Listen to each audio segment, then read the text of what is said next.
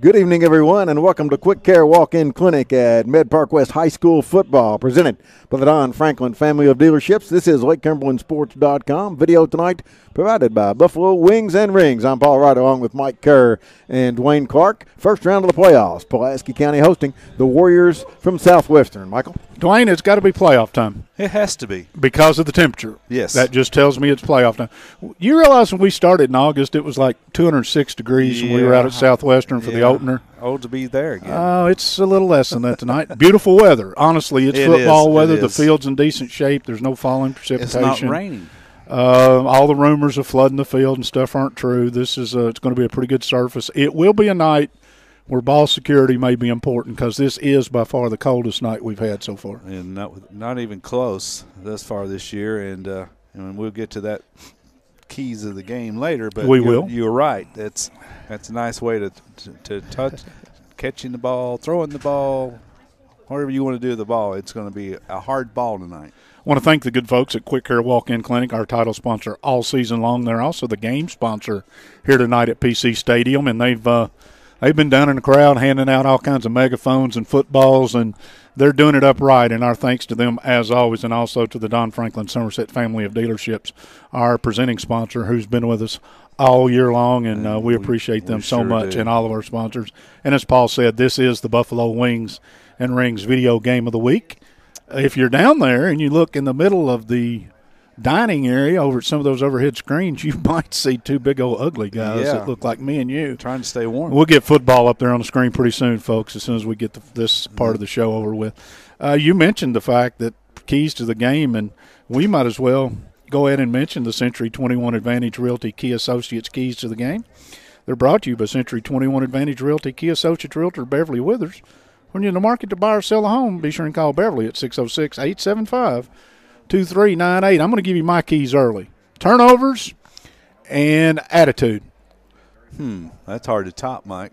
Turnovers and attitude. Give me +2. You pick the team. Give me +2 turnovers. I'll tell you who wins. Yeah, and the attitude thing is Southwestern came in here and laid one on Pulaski. Pulaski at that time was on a 7-game winning streak. They've lost 2 in a row since. Southwestern was, I think at that time, had 3 wins when they came in out here. They're on a 3-game winning streak right now, playing their best football of the season. And if Pulaski doesn't show up with an attitude, Southwestern, I think, will show up with an attitude. And it'll all come down, is this team going to Pulaski? They've lost starting quarterback, starting wide receiver, starting tight end, starting running back. The MASH list, I joked with John Hines about it being the 407 7th MASH.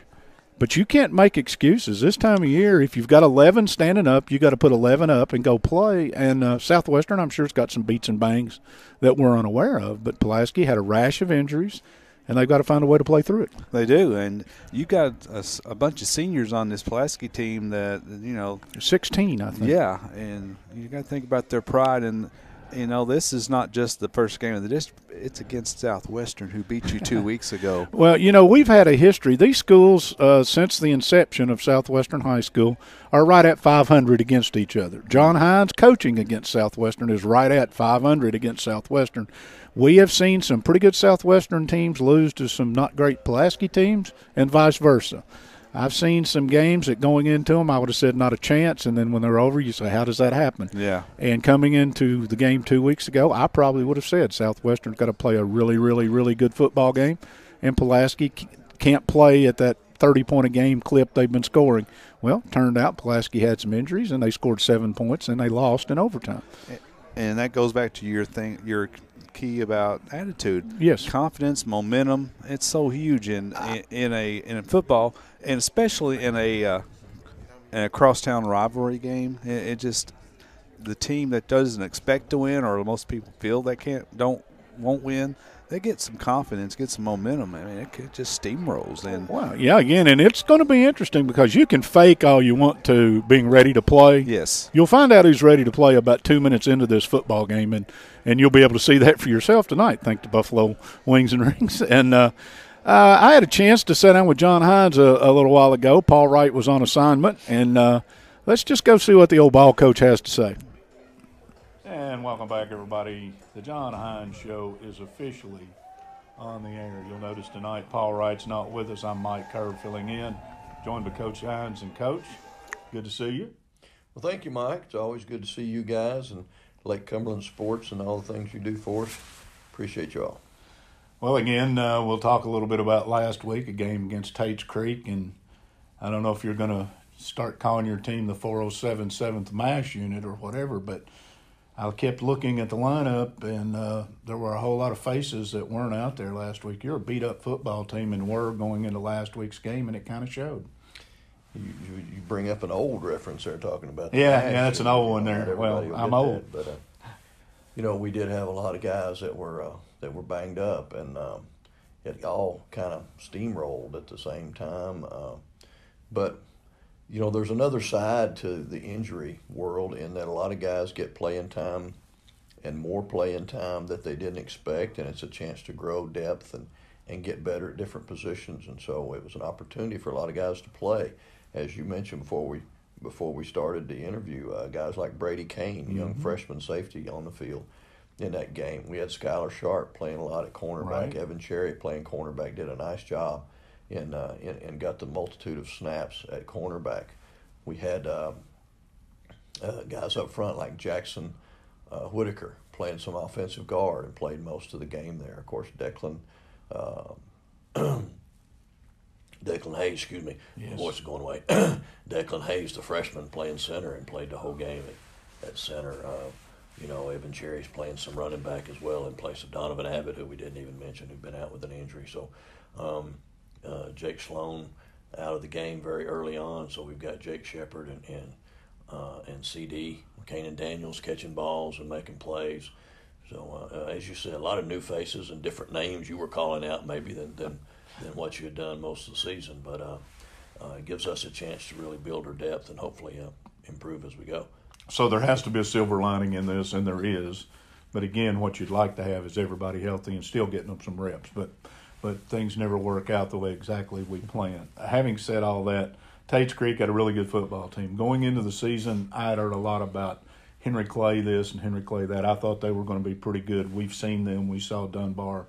I've seen, there's a couple pretty good teams up there too. Tates Creek's got the best football team they've had in a while. That was a pretty good football team. We were very impressed with them. We saw them on film all along the way this season, and the big quarterback. And I'm not sure who's recruiting him, but somebody ought to out. be. Yeah, he's very, very impressive. He's a prototype passer and gets the ball out quickly, very accurate and strong arm, and can stretch the field. And they had a lot of speed on the outside, and all their guys really caught the ball well. They did. So it presented some problems for us in the defensive secondary, and we didn't handle that real well. We struggled with their speed and their elusiveness, and they made some big plays early. Jumped out to a 21-0 lead when and got all the momentum and got us down in a position we didn't want to be in, which forces us to do some things we don't want to do. So everything was frustrating about the game. But you got to give Tates Creek credit. I agree with you. They're a very good football team. I think them and Frederick Douglass and Lex Cath obviously are the three best teams in the Lexington area. So give them a lot of credit. They played well. Yeah, again, I was surprised. I mean, that was a up and down, offense, defense, everything across the board. Pretty good football team. That's the regular season. You finish the regular season at 7-3. A lot of schools would be extremely happy with a 7-3, but we kind of ifs and buts it a little bit. Week 1, you had a good Lexington Catholic team, kind of in a whoever got the last score wins it type deal, and they won 21-14. Then 7 straight wins, and then unfortunately in the first quarter of the Southwestern game, you lose about 75% of your offense if you look at the numbers when Tiger went down, and your offense has struggled a little bit to get back, and you've dropped 2 in a row to finish the season at 7-3. Well, probably more than 70% because Grant Oaks was out as well. That's true. I forgot about so that. There's our top 2 receivers. They're both in the top 10 in the state in receiving, and Tiger, the leading passer in the state. So yeah, it was an adjustment, and we struggled with that. So we've gone back to the drawing board, and trying to adjust things to get our offense moving again. Caleb Adams will step in at the quarterback position as he did that night, and will continue to play, and he does a good job. Caleb's not the same type of quarterback that Tiger is, so we've got to adjust things a little bit to help him and to go play to his strengths. So those are some things that we've worked on, and I think Caleb's going to do a great job. He's a good field leader, a good field general. I think the kids respond to him well, and so I'm really looking forward to getting us out there on the field Friday and just see how well we do with a different guy driving the race car, if you will.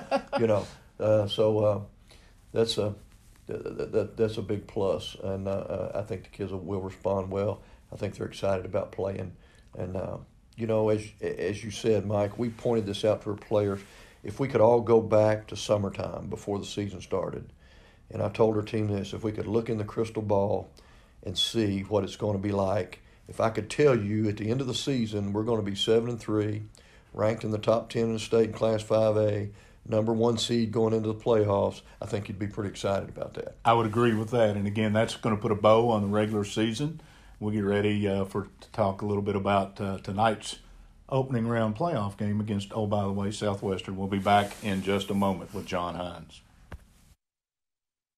Ford offers complimentary lifetime powertrain protection with every qualifying new and pre-owned vehicle we sell. Engine covered, transmission covered, drive axles covered for life. You're covered as long as you own it. And that's on every qualifying new and pre-owned car, truck, and SUV, even diesel trucks. Shop with complete confidence and peace of mind with Alton Blakely's complimentary lifetime powertrain protection program. Alton Blakely Ford, South Highway 27, Somerset, and AltonBlakely.com. Honda offers complimentary lifetime powertrain protection with every qualifying new and pre-owned vehicle we sell. Engine covered, transmission covered, drive axles covered for life. You're covered as long as you own it. And that's on every qualifying new and pre-owned car, truck, van, and SUV, even diesel trucks. Shop with complete confidence and peace of mind with Alton Blakely's complimentary lifetime powertrain protection program. Alton Blakely Honda, South Highway 27, Somerset, and abhonda.com.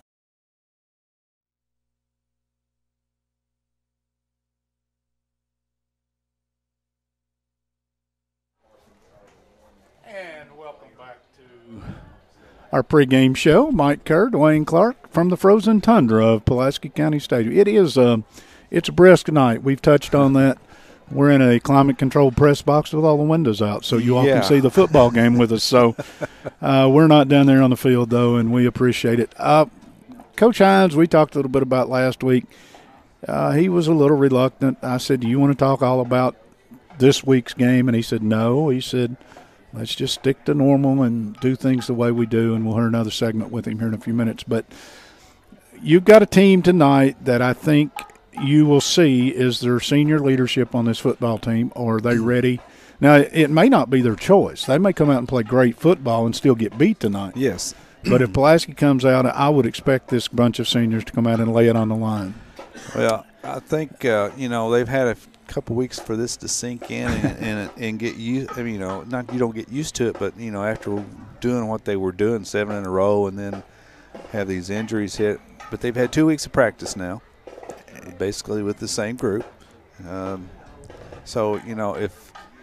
If surely you think the senior pride would set in now, and I think it will. And I mean, they lost in overtime. They still almost won that game. Yeah, again, ifs and buts. I mean, the play that Tiger went down there was inside the 10-yard line with Pulaski driving. That would have been, they were in scoring position, obviously, when that happened. And then everything got thrown into flux the rest of the first half. But the second half, just to be honest with you, Southwestern kept them pinned back in their own territory. So there's another one of those Century 21 keys to the game. Field position will be very important tonight because you may see a punt battle again tonight. Special teams.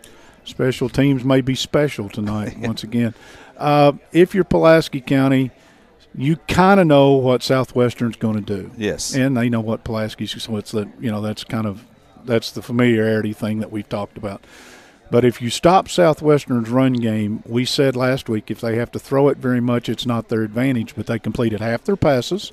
They did. Right at 100 yards, and they made a couple of, I'll call 50-50 plays where they took the ball in traffic.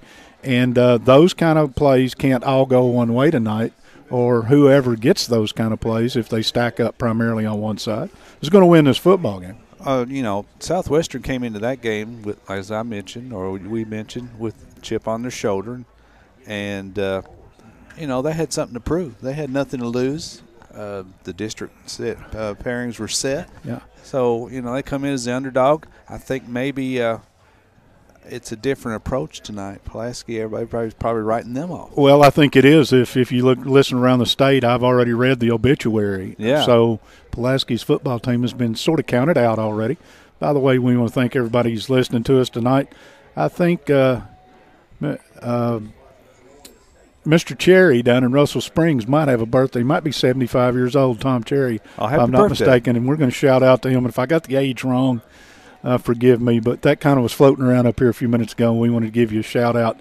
I understand you're staying at home where it's warm, and that's a good choice on a night like this. If you're young, if you're under 60, you ought to be out here. Yeah, exactly. It's high school football. Come out and enjoy it. But we will bring you all the action. All right, Southwestern, we know that they have 2 quarterbacks. They do. Primarily, Streeter is a really good athlete, and he doesn't look to throw the ball quite as much.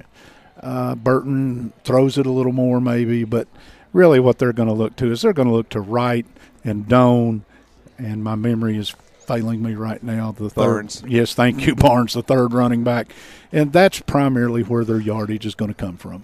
In that game against Pulaski, Tanner Wright was the – almost 100 yards, right? Yeah, he may have been over 100 yards, but he had a nice game. He was the difference maker in that game. He was. And they didn't have an answer for him because he's not that fast. He's not that big. He's just kind of elusive and hard to bring down. And he joined this team mid-season, game 5 or 6, and their record indicates how much of a value he has been to this. Okay, coming into 2 weeks ago, like you said, you triggered something in my mind. That is one of the few times you could ever get to a game for a district seeding type situation between these two teams. It didn't mean anything. Right. It meant bragging rights. It meant a lot to both schools. It meant a lot to everybody. But as far as the seeding, no matter who won that game, we were still going to be here tonight. This was going to happen. With Pulaski as the home team. Right. After tonight, if Pulaski should win, they will host next week. That's if correct. If Southwestern should win, they will be on the road next week at the winner of the North Laurel Whitley County game tonight. So we're about set up for all this. They've told us that they were going to do some things on the clock, and we're giving them a chance to hold up to their word. But we're going to go ahead and we're going to get segment 2 of the John Hines Show fired up here, and if they trick us, they'll trick us. But here's the old ball coach.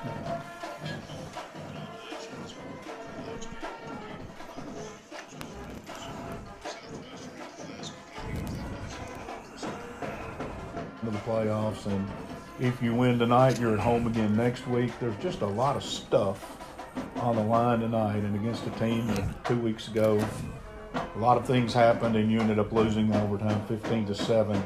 And weather's supposed to be a little crappy, from what I understand. So, typical Pulaski County playoff football, right? Well, it's just that way this time of year. You know that actually we're in better shape than we have been in several years as far as the mud goes. But, yeah, it's playoff football. It's playoff time. And it's time to be playing your best. It's time to have all your ducks in a row, so to speak. And so it's an interesting matchup. You know, for the last several years, Mike, we've played this game of the year twice. Yes. Did last year, and we've done several years along the way. So, again, it's a doubleheader in 2019. So the fans are excited, the players are excited, and everybody that's involved, you know, gets their dander up and gets fired up about a big rivalry game. And as you said, this one has a little more at stake because the winner gets to continue on in the playoffs and the loser season is over. We're going to go into this at a halftime interview of a high school basketball game to be determined later in the year about this playoff system that they're in right now. We don't really have time tonight because I really got a lot of stuff I want to throw into the mix. But anyway, yes, this is the way it is. One plays 4 in your district now, and that's how you find yourself against Southwestern. First game against, I went back, tried to look at some numbers, watched a little bit of it. My impression originally was your defense played a really daggone good football game, and they did. Your defense was really good 2 weeks ago in that game. I think so. I think they played extremely well, especially our run defense. And you know, we had some tough situations in that game in the second half where Southwestern had a short field. Yes. And we rose to the occasion and played great defense, and Connor Hargis led the way, and Tristan Cox and Jordan Lanner and Ethan Fuentes Shouldn't have started naming names. I understand. We get this all the time. But they all just played really, really well and stepped it up a notch and shut down Southwestern when they had to. So we've got to help them in some other phases of the game. Our defense was really playing well. Our offense wasn't. Our special teams weren't keeping up with the pace. So there's some improvements, that we've got to make going into this game so that we play better throughout the game as opposed to the first game. Adams has had 2 weeks, or at least of practice, to kind of get reintroduced to the quarterback position, for lack of a better explanation. You said you've had to change a few things for him, and I'm sure you have. But 2 weeks is a pretty short runway to get a young man ready to play playoff football. And again, that's got to be a credit to Caleb Adams that he's been able to step in and do as much as he has been able to do. We're really proud of Caleb and the way he's taken to that. Of course, as I mentioned before, Caleb's not new to playing the quarterback position. Right. He was a quarterback as a young player coming up in our system and played quarterback in middle school and was our quarterback as a freshman on the JV level, and then worked his way into a starting position and started a playoff game as a freshman. So, he's got some quarterback experience. However, he missed football completely last year, and that, of course, set him back. And then coming in this season, he's played primarily as a wide receiver and a defensive back. So making the move back to quarterback has been a kind of a jarring change-up for him. But he's handled it well. He's looking forward to the opportunities and the possibilities, and he's excited about what we're doing and, feels good about, as I said, driving that race car now, getting back in the driver's seat. And we're confident in Caleb. We think he's going to do a good job with our football team, and we think he'll handle the ball well and move our team and give us the best chance to win. How hard is it to play a team twice in 2 weeks to prepare for? Because, again, they probably did a few things you didn't expect the first time, some things you did expect. But how do you prepare that close together without it becoming pretty stale to work on it? Well, it's an interesting twist, because when you play teams like this every year, you know each other extremely well. Right. Our players know their players. They compete in track and other sports as well all year long, basketball, baseball, whatever. So it's not that you're unfamiliar with them. There was a sense, still is a sense of newness to the rivalry, of course, because Jason Foley and his staff, new staff coming on at Southwestern. So there's some changes there as they build the team the way that they want to have it. And so, but overall, it's a familiar thing, and familiarity can breed contempt, and those things happen. So it's a heated rivalry. There's really no secrets between the two schools, and it's just line up and play hard-nosed, bloody-your-nose football, and the best team wins. I'd love to sit and chat with you all night, but you've got a football game to coach, and I've got a job to do somewhere. I'm not sure what it is. But, again, as always, keys to this football game. Well, coaches say it all the time when you reach playoff level, and it's turnovers. You got to take care of the ball. The team that loses that turnover battle is probably going to lose the game. That goes a long way. We've just got to do a good job execution-wise. We got to execute defensively and do well and play like we're capable. We got to execute offensively and not make mistakes, turn the ball over, give them shorter field, those types of things. And the kicking game's got to play well. Breakdowns in the kicking game are huge, and special in playoff games. So those three very simple but yet very hard to do things are what's going to lead the way to a win or loss. Thank you for your time. Best of luck, and we'll talk to you soon. Thank you, Mike. John Hines, head football coach here at Pulaski County High School. Going to go to work here in just a minute. We'll be back with the final part of our pregame show and get you ready for tonight's kickoff here on LakeCumberlandSports.com. Blakely Honda offers complimentary lifetime powertrain protection with every qualifying new and pre-owned vehicle we sell. Engine covered, transmission covered, drive axles covered for life. You're covered as long as you own it, and that's on every qualifying new and pre-owned car, truck, van, and SUV, even diesel trucks. Shop with complete confidence and peace of mind with Alton Blakely's complimentary lifetime powertrain protection program. Alton Blakely Honda, South Highway 27 Somerset, and abhonda.com.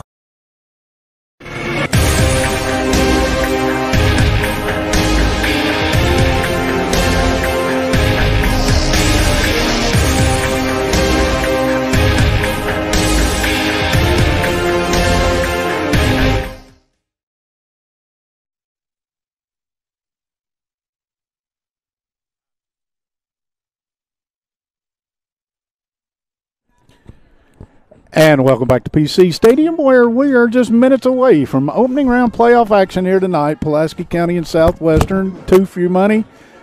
Crowd starting to roll in. I was talking bad about you all a few minutes ago, but there's a few of you starting. You still got plenty of time. Come on out and join us. You're going to see a good football game tonight. I'm Mike Kerr. Dwayne Clark is going to join me in a moment. Paul Wright, the voice of the Maroons, is getting everything ready. Julian and Pat are doing the video work tonight, and we thank them. And again, this is our Buffalo Wings and Rings video game of the week, and there's another one going on across the hill over just behind me at Somerset. They're playing Danville tonight. Somerset and Danville, that rings bells, doesn't it? And you can also catch that one on Lake Cumberland Sports. Here's what I'd do. I'd just watch ours, and then after we're done, it'll be put up shortly thereafter. You can go watch Somerset's game and have a late night snack. But anyway, Dwayne, we kicked it around just a little bit before we talked to John Hines a minute ago. 2 weeks ago, these two teams played each other. It doesn't seem like it's been 2 weeks. It seems like yesterday, but now you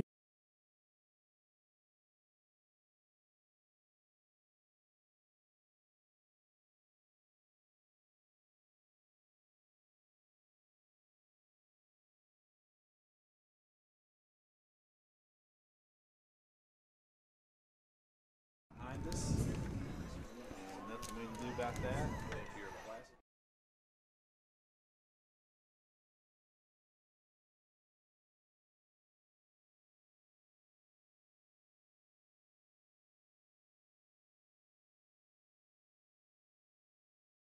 get our fashion report out of the way. Trader Jack's. Fashions are brought to you by Trader Jack's in Grand Central Place. Get game day ready at Trader Jack's in Grand Central Place. Open 7 days a week and locally owned and operated means you'll get personal and friendly service so you can put together that perfect outfit or accessorize to make you look fabulous. Check out the new fall fashions that are arriving daily at Trader Jack's. I bet they've even got some sweaters and parkas and stuff too if you want one. Pulaski County, the black over maroon look with the white numerals and the silver helmets. Southwestern with the white uniforms, blue pants, orange helmets, blue numerals, and those are two uniforms that have enough contrast we should be able to tell.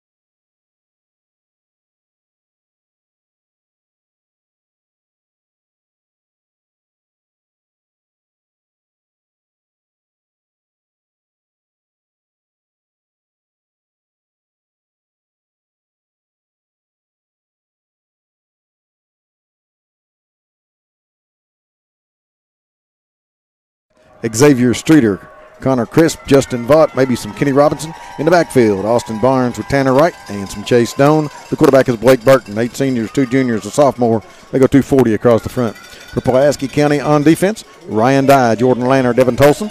Up front with Ethan Fuentes, Naden Wesley.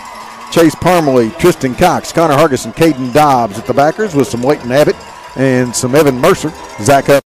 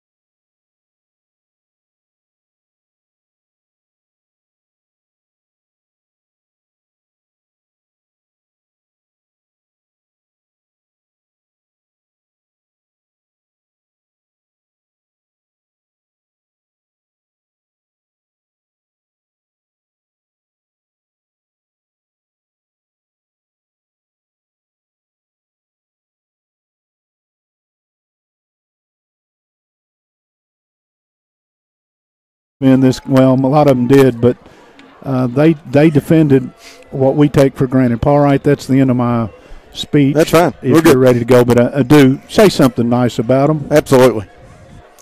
Buy their lunch. All right. They're deployed. Pulaski's ready to go. Southwestern's ready to go. Dwayne, you ready to go? I'm ready to go. I'm ready to go. Paul Wright, it's all yours. Are you Thank warm? you, sir.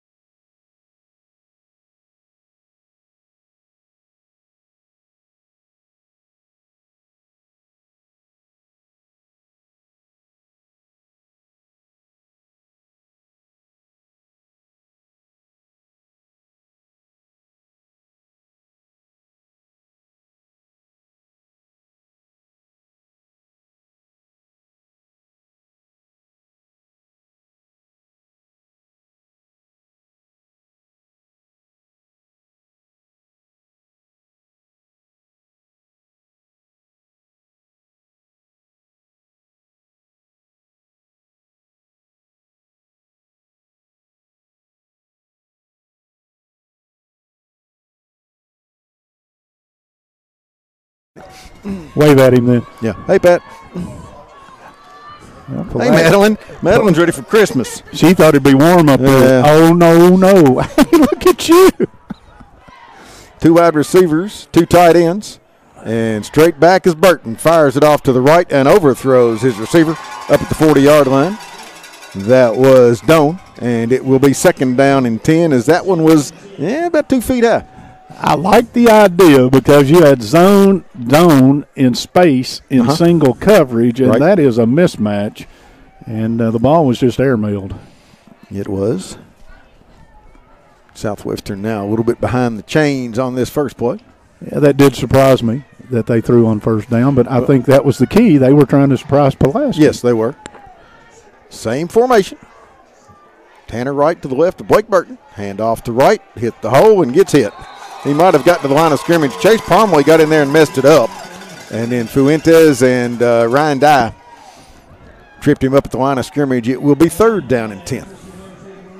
Well, again, if you're Pulaski County, the misfire on 1st down puts you where you like to be on defense against this team. But memory serves that of the 6 completions that Southwestern had in the previous game, 3 of those were on 3rd and long. Yes. That is correct, and that play turned out to be huge.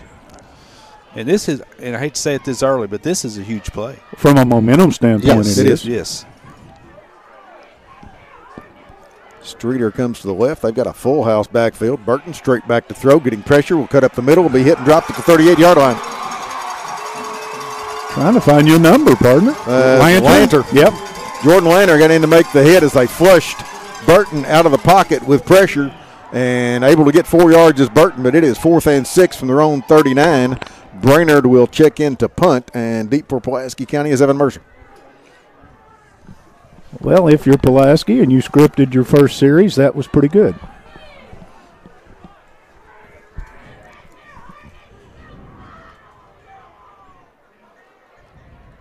Waiting on a snap. You're Pulaski kidding jumped. me. You're kidding me. I don't know what the call was. Do you? Well, the play clock didn't run out, so there's probably procedure against Southwestern. Yeah, they say we are having a sound issue, and I'm not sure. I know we've got some hearing issues, but I'm not sure exactly what's going on. We can hear fine right now.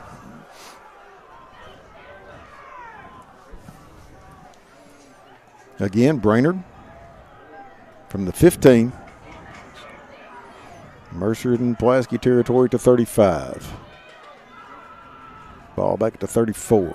Snap. Punt is very, very, very short. It will hit at the 45 and roll dead at the 43-yard line in Southwestern territory. That punt will cover 9 yards. Short of the first down. Short of the first down. For Pulaski County on offense. Paul Judd, Ethan Fuentes, Declan Hayes, Dylan Hughes, Michael Hines up front. Braden Gibson at tight end. Kanan Daniels, Jacob Shepard are the wideouts, and you'll have Donovan Abbott, and I'm not sure who will be playing the other wideout. It's Tristan Cox will be playing the B-back. Quarterback is Caden Adams. In motion comes Cox. They hand off to Adams, straight up the gut, finds a little bit of a hole, gets to the 41, gain of 2 before he is hit and dropped. The first guy there for Southwestern is Gideon Brainerd. For Southwestern, Dylan Asher, Brandon Burton, and Mason Heath with Maddox Mink up front. Austin Barnes, Gideon Brainerd, Rowan Pennington to the backers. Tanner Wright, Chandler Crabtree the corners. Mason Hibbard, Xavier Streeter are the safeties. Second down and 8 from the 41. Tennessee set with 2 backs, and they fake it, and Adams goes down the line and will pitch it to Abbott, trying to get to the outside, makes one man miss, runs over another, and will pick up a couple. They will mark it close to the 38-yard line, maybe 39. Well, so they put it down. And the guy's in reverse. No, they're going to give him the 40. Yeah. So only a yard will bring up 3rd and 7 in what is probably 4-down territory. I don't think there's any doubt. Well, I shouldn't say that. On a normal night, yes, John Hines' field position was so key in that opener that if they don't get anything here on 3rd down, you might see a punt, but I doubt it. And I know Brainerd didn't punt the last one a lot, and I'm not sure what was going on, but it's not going to travel a lot tonight. Empty backfield. In motion comes. It's incomplete pass. In motion went Abbott. They did the inside pitch to Cox. He dropped it. It was a shovel pass, so it comes up an incomplete pass. It's 4th and 7. Yeah, once again, Cox was looking into the hole and didn't see the football in. Right. And you don't know because the next step tells you whether that play was about to break for something. Right. And immediately he had to go to the turf to cover the football. And if you're Pulaski, your defense gave you great field position. Yes. And in 3 downs, you've netted a couple yards. It is 4th and 7. And this has been the tough part of this football team for 2 weeks. Single receiver left, 3 to the right. In motion, Cox. Adams straight back to throw. Sits, fires a screen off to Daniels at the 40. Gets to the 36, 37-yard line. He will gain 3. Southwestern will take over on downs. Well, if you're Southwestern's defense, you have done your job. Yes, sir. You stepped up in a situation where Pulaski had some momentum and great field position and a hold, and the Warriors will get their second possession. We've played 3 minutes, 9:02 to go. First quarter, both teams have had the ball once and accomplished pretty much nothing. And have the same number of first downs that Dwayne and I. Yes, sir. And, again, if you're Pulaski, your defense looked great. Your offense looked like it's looked the last week and a half. Single receiver left is Streeter. 2 receivers right, twin backs. Burton takes it, hands off to Doan, hits the hole, and goes nowhere. He might have gotten back to the line of scrimmage. I think he did. Off the bottom of the pile is Lanter again, and he had plenty of help. 2nd and 10. Yeah, I don't know. Lanter is crashing down from that DN spot and causing some heartache right now. Now, right now, they are using Fuentes and Lanter and Dye. Yeah. We had heard that Tolson will play. See if you see him in uniform. I saw him warming up. Okay. Now, whether he's been on the field yet, I can't verify. I haven't seen him, but all right, 2 receivers. Nope, 1 each way. Now in the slot on the right side goes Robinson. So no tight end. Burton takes it straight back. Looks like he got drilled. Hargis. Ball's out. Hargis hit him. Ball came loose. Dobbs got the recovery. And your quarterback's still down. Hargis it came clean, never was checked, and was at full momentum, and I don't think Burton had a clue he was in the neighborhood. Burton never saw him. So the turnover will give it to Pulaski at the Southwestern 27. 1st and 10. There's the first one of those you said we'd get.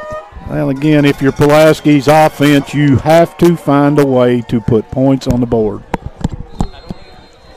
I'm going to try to adjust some headsets, guys. Just keep working with me here. 2 receivers left, 1 to the right. And coming down the line is Adams. He will set, fire it deep to the end zone. Got Shepard, overthrows him out of the end zone.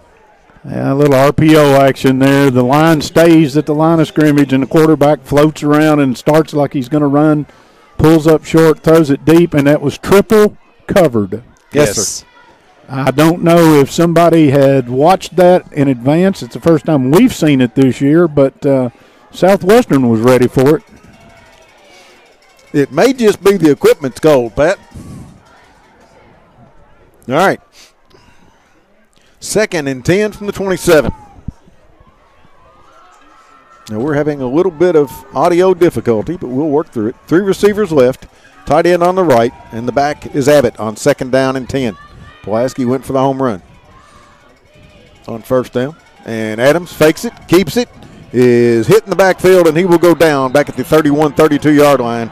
Getting through there to make the hit was Mason Heath. Pulaski County will have a 3rd and long. Well, once again, this offense struggled in the second half against Southwestern. They really struggled last week against Tates Creek. And so far in 6 snaps, they have netted minus yardage. Yes, sir.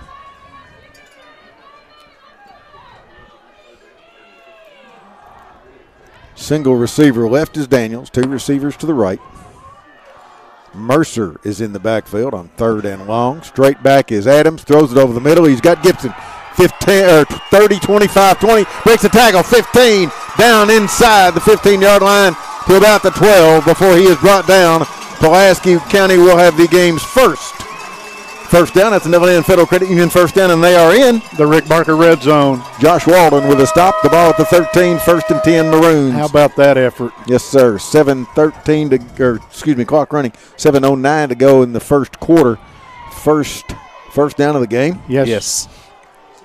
2 receivers left, and Gibson was wide open in the middle of the field, about 5 yards down. What a run, though. Yes, sir. Absolutely. Adams takes it. Goes down the line on an option, gets hit and dropped back at the 17, 18-yard line. Took too long to develop on that play. Crisp came in to make the hit. Pulaski will have a 2nd down and long from the 17-yard line. Yeah, again, I struggle with running wide against this defense. Right.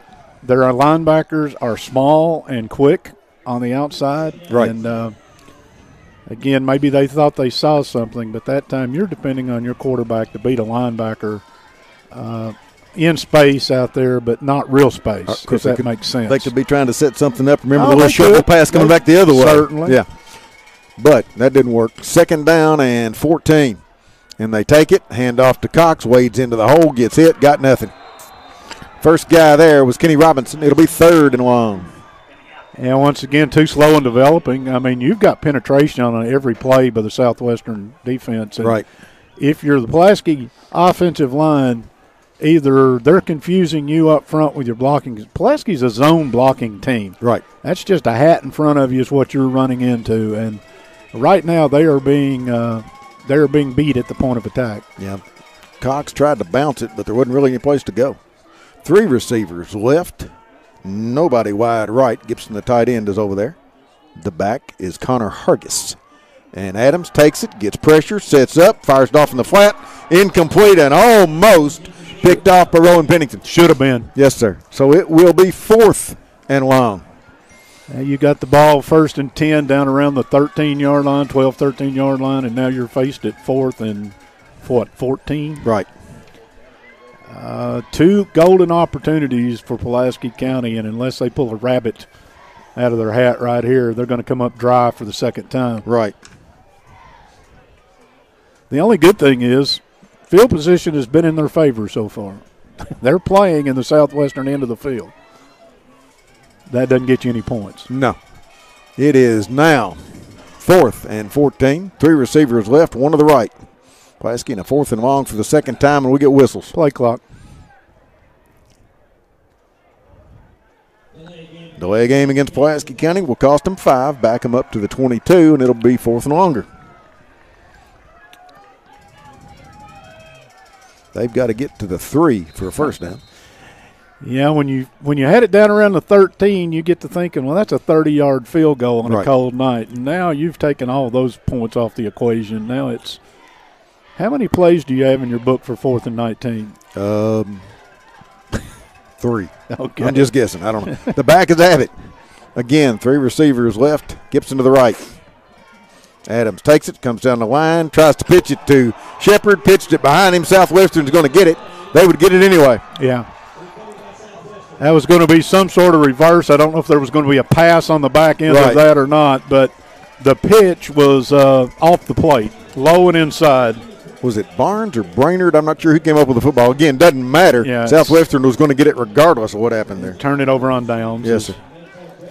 So the Warriors get it, and it will be at the 29-yard line, 1st and 10. This is Quick Care Walk-In Clinic at Mid-Park West High School football, presented by the Don Franklin Somerset family of dealerships here on LakeCumberlandSports.com. Glad you could join us. No score on the Randall D. Turpin CPA scoreboard. That full house backfield with receivers both ways. Quarterback is Streeter, by the way, who takes it, hands off to right, runs into his own lineman, and gets dropped by Parmalee back at the 25-yard line. Cox just threw the offensive lineman back into the running back, and Parmalee made the tackle. And Doan comes up limping. He was in the middle of that mess, too, trying to get out of the way. It's 2nd down. So Southwestern on the second series has gone to a different quarterback. You don't know what that last play earlier did to Burton. Well, it's not good for Burton. I mean, anytime you let the big linebacker come free and hit a quarterback in full stride. But, you know, they do use both quarterbacks, so I don't know you can read much into that yet. You can't. All right, back to that full house. I don't know what you call that thing. Diamond or whatever with Streeter and full house backfield. And he takes it, fakes it, keeps it, tries to get to the outside, cuts it up. First guy misses, tries to get all the way to the corner. He gets to the 30 before he is hit. Coming up to get him was Shepard. They will mark it out to the 32-yard line. So he got the 3 back, added 3, and it will be 3rd down and 7 after the gain of 6. Tolson will come in for the first time I've seen onto the D line. Dye will check out. Yeah, Streeter. Pretty good job, though. They strung that out to where there was a black shirt involved in a lot of things going that direction, so you could get away with that. And Shepard did a nice job from the corner to get up and get in the way. He did. Big play, Dwayne. Another one. Yep. Streeter on 3rd and 6. Make it 7. Takes it. Hands it to Wright, who runs into a mob. Fuentes will hit him back at the 31. He'll lose a yard. Maybe could have lost more than that. It is 4th down 8. Well, the first punt by Brainerd was nothing to write home about. Right. If you're Pulaski, you hope that that's still in the mind of the punter, and maybe you get good field position for the 3rd time. Under 3 minutes to go in the first quarter, no score. Matter of fact, we've only had 1 first down. It may take a special teams touchdown. It may. It's been a struggle so far. Brainerd takes the snap, puts a toe to it. This one is short, better but short. Mercer takes it on the dead run at the 45, gets across midfield to the 48, maybe the 47 in Southwestern territory on the stop. Robinson. They'll mark it at the 47. 1st and 10, Pulaski County on the plus side of the field with 2:30 to go in the quarter. Dwayne, correct me if I'm wrong. 3rd possession. All Pulaski's possessions have begun in there on the southwestern side of the 50. Yes. You can't ask for much better field position than that. And you are right. But they have negative yardage. Well, they have with a 1 long pass play, but still they're close. So 2 receivers each way. The back is Cox. Looking at that 3-4. In motion comes Abbott. They hand it to Cox straight up the gut, lowers the shoulder, gets 4. Got to do a little bit of that, I think. You got to play some hat-on-hat football. Tripped up by Barnes, but Cox got 4 straight up the gut. You do that 3 times, you got a first down. Well, you've got to make sure the defense is honest. Yes, sir.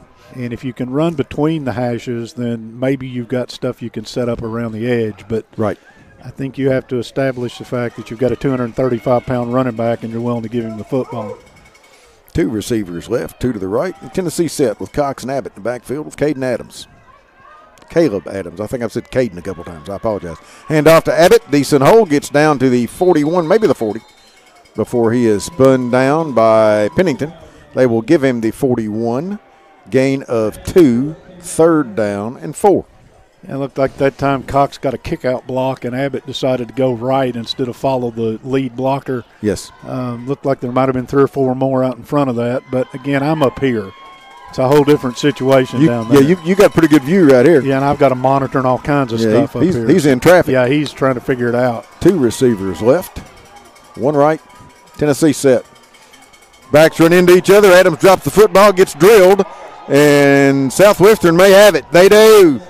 The ball picked up by Devin Asher, who knocked it loose. And then when Adams couldn't get back on it, Asher scooped it up. Southwestern with the turnover. They've got it at the 49 with 1:11 to go in the quarter. Well, you're seeing this if you're watching the game with us, so I don't have to do a lot of description. That was just a blow-up from the get-go. And, again, your backs run into each other, and you lay the ball on the ground, and good field position for Southwestern. These two teams have played almost 5 quarters, and we've set offense back about 30 years. Well, the thing we're used to is with the Pulaski team is seeing an offense that grinds out 450 yards a game and puts up 35 points. And the last 2 weeks we have seen none of that. Tennessee set, single receiver left, 2 to the right. Twin backs.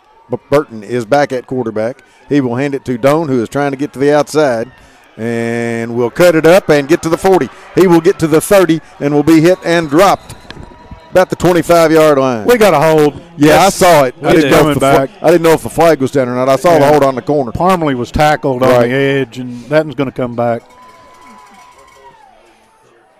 I thought it was about midfield. It looked like it was a yard or two beyond. Yeah, it's going to be one of those 1st and 18 type situations. Right. But it was a hold. It was pretty clear. And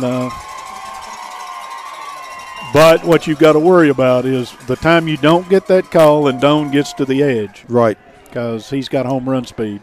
Ball at the 42. It will be 1st and 17. And there's only a minute left in this quarter. Only a minute left in the first, and not a lot going on offensively. If you're a defensive fan, and I kind of am, it's fun. Well, LSU and Alabama play tomorrow, and typically they play 9 to 6 games. Yes. So it won't be tomorrow, by the way. No. 2 receivers, right? And they hand it to Tanner Wright, trying to get to the outside, and he makes a cut.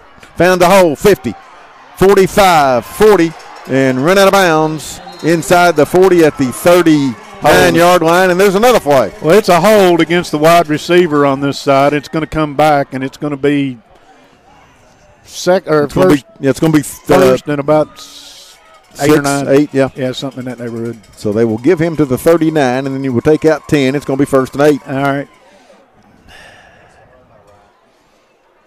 So at this point, not a lot going on. They will mark it actually right at midfield. It's 1st and 9. Okay. Down to 41 seconds. Now, once again, if you're the wide receiver, it's hard to disengage, but your running back had the first down. That would have been a really good time to turn loose. Yeah, get good penetration. Clock is running. We go under 40 seconds. Southwestern will run at least one play before this quarter ends. We've had first down forever. Single receiver left, I formation behind Burton. He goes under center for the first time tonight. Takes it, spins, hands off to Barnes, who drags people with him across midfield down to the 46-yard line. Off the bottom of the pile was Fuentes. He had plenty of help. Gain of 4, and it will bring up 2nd down and 5. That may do the first quarter. It will. We have come to the end of one. No score, Pulaski County and Southwestern on the Randall D. Turpin CPA scoreboard. Any sport, any season. Sport physicals and quick care are only $25. Don't make an appointment. Don't pay for an office visit. Don't sit around a waiting room for an hour. Quick care gets you in, out, and on the field for less. They're conveniently located right behind the hospital just off Bogle Street in Med Park West, and they're open late, 9 to 7 on weekdays, 10 to 3 on Saturdays. Quick care serving Pulaski County and Somerset for over a decade. And a big thank you to the Don Franklin Somerset family of dealerships for presenting tonight's coverage of high school football. Be sure to take advantage of the end of the summer savings at their Somerset locations. Visit them on Facebook, Don Franklin Somerset family of dealerships. They treat you like family. And don't forget that the Henderson Chiropractic halftime show will come up at halftime. And there is no doubt that these two teams came to hit each other tonight. I think everybody can hear tonight but us. Well, I think what might be going on, I'm getting some of the social discussion between some of our crack staff. Right. We may have, I think we've got some wires crossed. It will be 2nd down and 5 for Southwestern. In a full house backfield. And they do the quick pitch to Drone, trying to get to the outside, and he is hit and dropped after a gain of a yard or so by Tristan Cox. Boy, I thought it looked like he had a hold, didn't it? There was green grass in front of him, and Cox made a nice tackle. All right. 3rd down and 4 from the 45-yard line. Just underway, second quarter, no score. This is Quick Care Walk-In Clinic at Mid-Park West High School football, presented by the Don Franklin family of dealerships, and a video tonight provided by Buffalo Wings and Rings. Haven't been there since lunch. Haven't had a good cheeseburger since It was lunch. good. Haven't had any good onion rings since lunch. Single receiver wide left. 2 receivers to the right. Burton takes it. Hands off to right, trying to get to the outside. Dances off, gets a block, cuts it up, gets to the 40. He is at the 30, rushing down the sideline inside the 20 and dropped.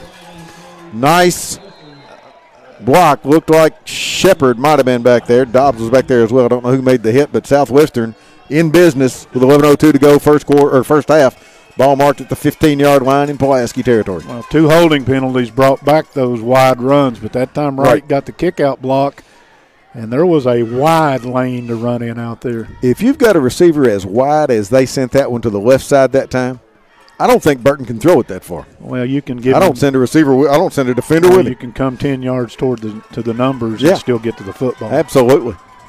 Single receiver each way on first down. Burton takes a low snap, hands off to right, straight up the gut, and goes into the end zone, and a touchdown for Russell County's finest with 10:31 to go in the first half. Well, once again, that's just good execution. You ran wide, and Pulaski County left the gut wide open. And as it turns out, you've got an offense out there that you've put the defense out there for 3-4 series now. Yes, sir. And Southwestern's made some adjustments. 10:31 to go, first half. Southwestern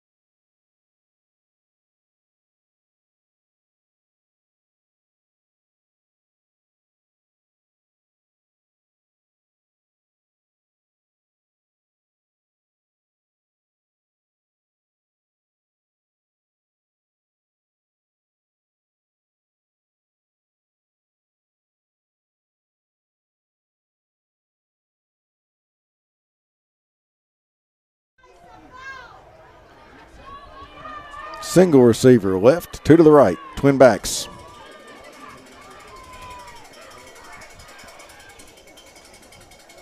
They hand off the right, straight up the gut, a yard. I give him the 30. He actually got further than I thought he did. Cox in on the pile, 2nd and 7. Well, you've got to have a stop. You know, again, 7 points doesn't seem like a lot, but this offense of Pulaski, we've chronicled it enough. They've struggled to put points on the board. They have scored a total of 7 points since the second quarter of the game 2 weeks ago, and so you can't afford to get down a whole lot of points. Single receiver left, single receiver right. That diamond in the backfield. Burton takes it, hands off to Doan, trying to come wide right. Still running, cuts it up and gets drilled.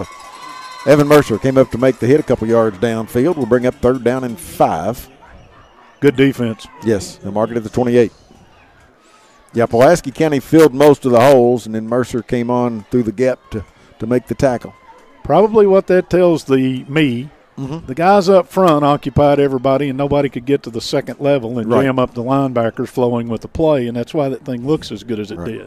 Actually, Mercer came up from the safety spot. Yeah, they've got him playing safety right now. But against this team, it may be more like a 5th linebacker. Yeah. And we get a whistle.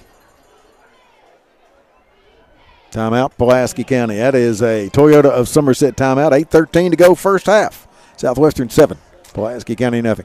A flat tire really make this road trip better, said no one ever. Why Skip Cottrell's Tire Pros makes taking care of your tires simpler. They offer a straightforward approach to tire and auto services that include nationwide warranties and a hassle-free experience, so you can get back to when being on the move was carefree. Skip Cottrell's Tire Pros, hassle-free guaranteed. Find out more online at skipstirepros.com. Also, Intrust Counseling is proud to offer psychiatry, counseling, case management, medication assistance, and family practice services, all under one umbrella. Please call them at 676-0638 or check out their new website at intrust-healthcare.com to get services started today. You can also find them on Facebook. Magic Monograms has moved to 110 Creek Terrace, conveniently located off North Highway 27 between Big Lots and Backyard Burger, the place for custom embroidery, screen printing, and so much more. They can put your designs on medical and athletic uniforms, corporate and school apparel. Find them on Facebook. Search Magic Monograms and Embroidery. Ball at the 28-yard line on 3rd and they call it 6, closer to 5. Under center is Burton. And he takes it, pitches to right, trying to get to the outside, makes a cut, loses balance, falls forward for a yard or so. Dixon came up from the safety spot to mess that up, give him a yard to the 29. It is 4th down, and they've got to get to the 22. They actually lost a yard on that play, 4th and 7. Well, again, if you're Pulaski's defense, you're a play away from getting out of this. You're a play away from giving the ball back to your offense with, some hope that you're about to find that missing piece of the offensive puzzle that seems elusive right now. Let's see, Fuentes is down here having a hand worked on. Single receiver left, 2 to the right, Tennessee set.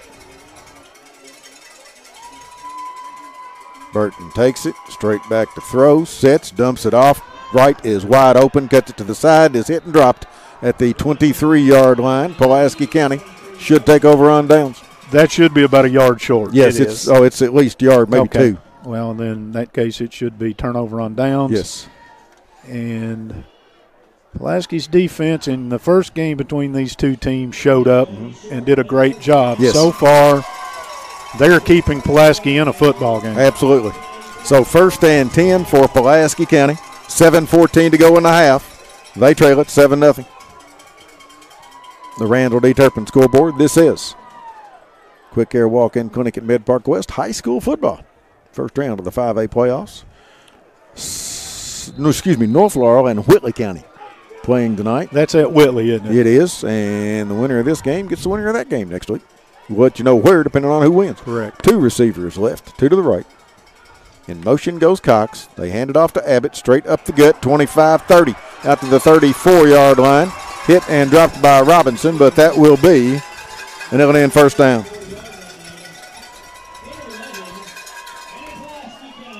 Mark it at the 34. Longest running play of the evening for Pulaski. How many times has Burton thrown the football tonight? I know he just threw one. Was that the second time? Second. That's what I thought. He threw one to open the game and then threw that little swing pass. Single receiver left, two to the right. Adams takes it, fakes to Cox, keeps it, comes straight up the gut, and we'll get a yard, maybe two, before he is pinned. Crisp on the stop. They will mark it at the 36-yard line. Oh, 36 and a half. What do you give him, Dwayne? 2 or 3 on that? Two. He did? 2.5. Maybe. Yeah. Call it 2nd down and 8. I think what Pulaski's running backs and quarterback and the keeper have to learn, though, left and right doesn't cut it. If you can get 4, you got to get 4. Sure. And you can't cut it at 2. Actually, it's closer to 37. Yeah. 2 receivers left, 1 to the right. Again, twin backs. Adams takes it, hands off to Cox, comes left, runs over a defender, gets across the 40 out to the 42 3-yard line before Pennington pins him, and it'll bring up 3rd down, and they're going to mark it at the 43, 3rd and a yard. A big play right here. This is an offensive Turner Realty Group 3rd down. Yeah, they got to have a yard here. We've missed them a time or two tonight. Sorry about that. We'll make it up. This is a big 3rd down play for Pulaski. Under 6 minutes to go first half. They trail 7-0. 2 receivers each way. The back is Cox. Caleb Adams takes it, gets behind Cox, runs, and gets to the 45 and a half. I think he's got a first down. And if it's a left foot spot by either one of these officials, It's a first down. Ball marked at the 45-yard line. That is an L&N first down. And again, I don't know that I want my quarterback lowering his shoulder and you see him coming over to see John Hines, and that is a kind of play that you're down to one man that can run this show, and you've got him lined up hitting a middle linebacker head on in short yardage. Adams says he's been coming to the sideline a little bit. You don't usually see Pulaski County quarterbacks do that. Yeah, I think that is a sign of some things they've changed. 2 receivers to the right. Adams takes it, comes down the line on the option, cuts it, keeps it, gets to the 48, gets flung down by Brainerd. Going to get a couple of yards out to the 47-yard line. Looked like there was more than that there. Gain of 2, 2nd down and 8. And Brainerd was, I don't know that he had the face mask. The tackle just didn't look smooth. I don't know what it was. High, that's for sure. That's a big part of it. The key to that is when the quarterback cuts that upfield, it's got to be a hard cut. It can't be pitter-patter. Yeah. And, either do or don't. Yeah. Again, 2 wideouts right, a tight end each way. Abbott's the back. Adams takes it, gives it to Abbott, dances into the hole, cuts left, tries to get to the outside, gets by the first guy, and is going to get to midfield before he is run out of bounds by Barnes. Barnes, if we're at the next level, probably sets out next week. Yeah. Led with the helmet, if you saw there. You Right. won't see that called in high school football very often, but Gain of 2 again. Good pursuit. 3rd down and 6. Yeah, good job to get there. it was. It's good backside pursuit. I'm just saying when you Yeah. Abbott came outside, and I thought he was going to cut back in. But he didn't. He brought it all the way to the outside and was able to run by the first guy. But if you're Southwestern's defense right now, if you can hold for 2 more downs, you got to figure that this little mini spurt Pulaski had Yes, sir. isn't going to hurt you. 2 receivers each way. Straight back is Adams, looking to throw, dumps it off. He's got a receiver at the 45. That is Kanan Daniels. He has run out of bounds at the 43. That will be an L&N first down for the Maroons.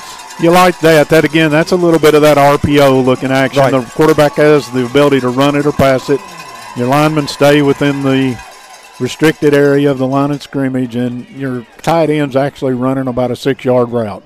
So not a lot going on. It sounded like a lot, but it's really not, but a great 3rd down call. From the 43-yard line, 2 receivers make it 3 receivers left and 1 to the right. That is Gibson. And in motion comes Mercer. They hand it off to Cox straight up the gut hole, 40, 35, 34-yard line before he is spun down. Making the tackle was Brainerd. He is right at the sticks at the 33-yard line.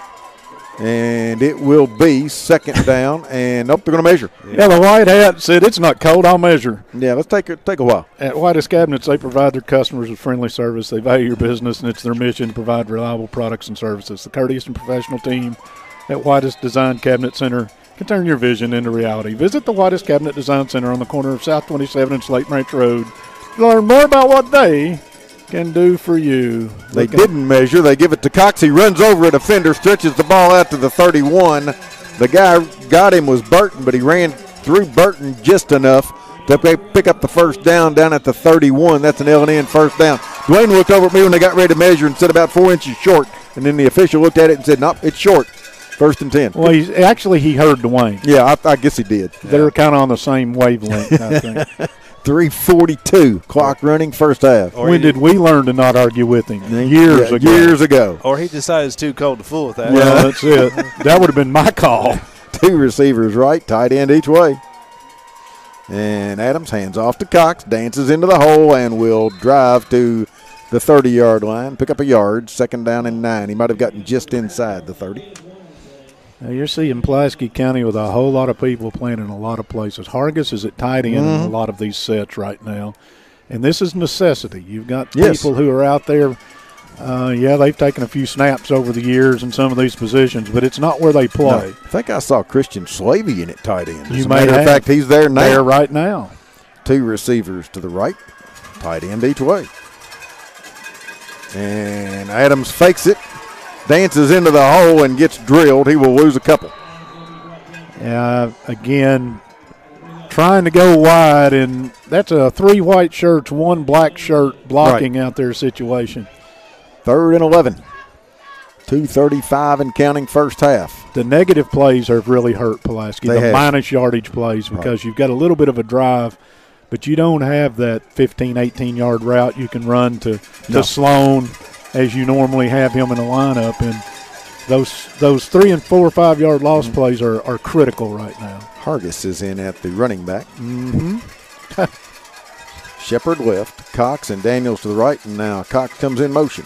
They come down the line on the option, set, fire it deep. Shepard is down there, and he got pushed out of bounds. The official says no good on the pass play, incomplete. He caught it out of bounds. I'll be honest with you, Crabtree took 2 hands and shoved him out of bounds. Well, if you're a defensive back and you're beat that badly, it's not a bad idea. No. Because all it is a 15-yard penalty. And I will be honest with you. Was the ball going out of bounds? I'm not sure. Doesn't matter.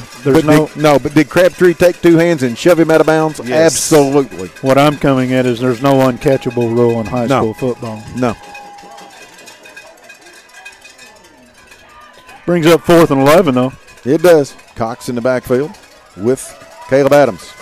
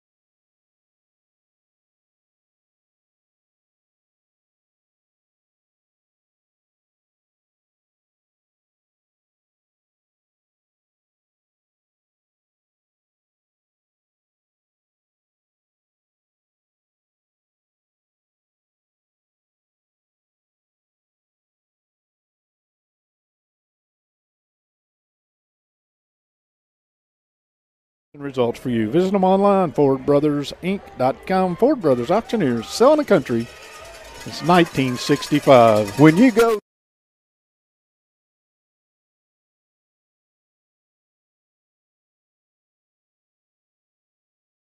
first and 10, Pulaski County.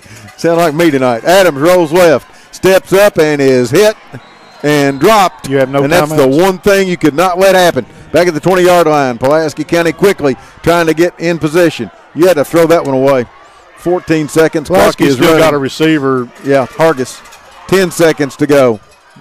And you can't spike it from the shot. Adams takes it, fires it into the ground, and, well, you can tonight. They're not calling much of anything. And it will be third down and 10. No, third down and 16, excuse me, with 5.6 seconds to go. Far be it from me to help an officiating crew, but you cannot spike the football from the shotgun. That's why they go under center at every level. They missed the pass interference. A pass interference call. They missed 12 men on the field, and and the 12th guy ran right beside. And we're having a the discussion official. Now, now. Yeah, they may get the intentional grounding. And to be honest with you, if they do, it's from the spot. Yep, now they're going to throw it. If they do, it's from the spot, I think. Doesn't matter. It's fourth down. You throw it to the end zone. But again, that is a situation that Hargis is. Excuse me, Adams. No, Adams has not quarterbacked in a while, and that's something in the heat of the moment that you could mistake. But it is grounding. It's a good call. Yes. Okay. They will mark it back to the 59-yard line. Like I said, the down doesn't matter. Irrelevant. But the yardage hurts. Yes, it does. Because now this is about. This is a stretch throw. This is. It's been exciting, but Pulaski's offense still has a bagel on the board. Single receiver left, two to the right, and a whistle. Well, the officials. It has to be Southwestern. Yes. Well, if it's not.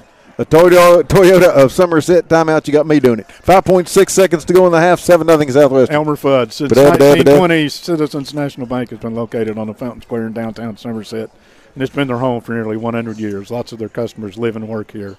Over half of the bank's team, 72 employees to be exact, work downtown, and now, more than ever, Citizens National Bank is excited to be a part of the downtown community. They love downtown Somerset, and they're here to stay. Citizens National Bank, moving forward together. Member FDIC. They sponsor our touchdown calls. It's just Pulaski County. We haven't had one. Hadn't had one of those tonight.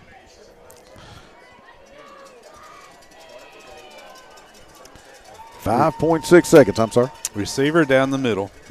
Yes. And it could be number 25. All right. Saying. Not your first rodeo. Two receivers left, two to the right, and in the slot on the right side, Tristan Cox. Adams takes it. Straight back, got plenty of time, sits, fires the ball down this sideline. He's got a receiver back there. That is Shepard. He goes and makes the catch. And the clock stops with 0.4 of a second to go. Well, and they can't get it spotted. They're not going to have time to get a playoff. You won't get a playoff. No. Well, now Corbin, you would. They line up. They don't start the clock. The official should wave this off. Yeah, he did. Half is over. Yeah. Well, let's see. They're going to talk. They're going to talk, but that should be the half. By all rights, that should be the half. Yes, sir. 0.4 of a second. They were late getting the clock started. Like you said, at Corbin, they got off 3 plays in 0.4 of a second. Well, I don't want to see, no, I don't situation. We'll see what they decide. The half should be over. Now we're going to have they're channeling George right now. Yes. Well, it's halftime. Yeah, you don't have the ability to even spike it in 0.4 of a second. We have played a half from PC Field. Southwestern 7, Pulaski County nothing on the Randall D. Turpin CPA scoreboard.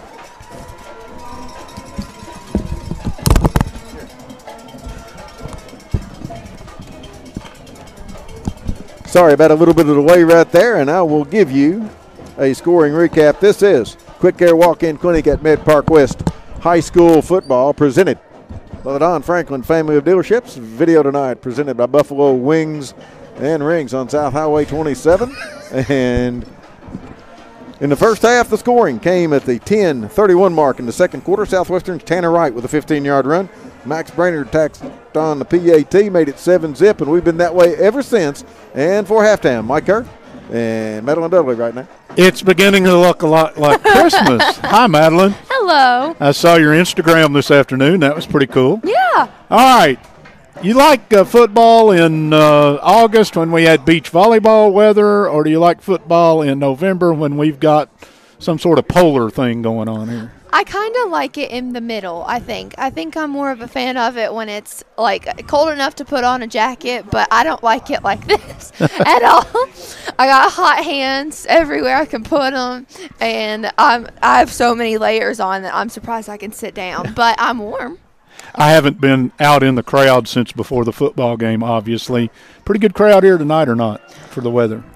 For the weather, yes, I think so. We have a lot more students than expected, and they're all doing really well when it comes to, like, just staying around because of the cold.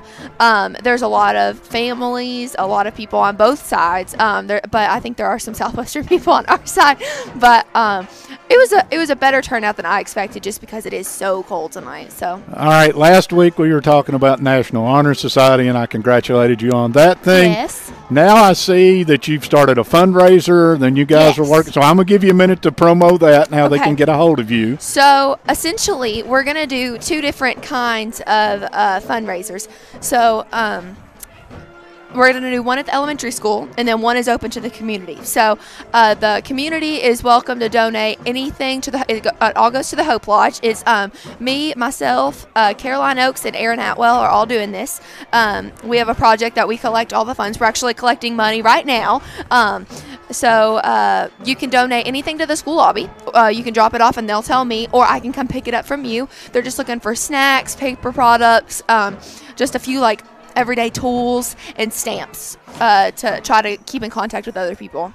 Veterans Day is coming up Monday, and yes. we kind of mentioned in our opening about saying something nice when we get a chance. It takes 15 seconds of your busy day to say something nice to someone, and we pointed that out. But the other thing is, I admire you all. When I was 16, 17 years of age, my focus on the needs of other people, my focus was on my needs. It was whatever was going on in my life that mattered. Yeah. And you guys have taken it upon you. That's I'm sure partly family, partly school, partly church, partly background, whatever.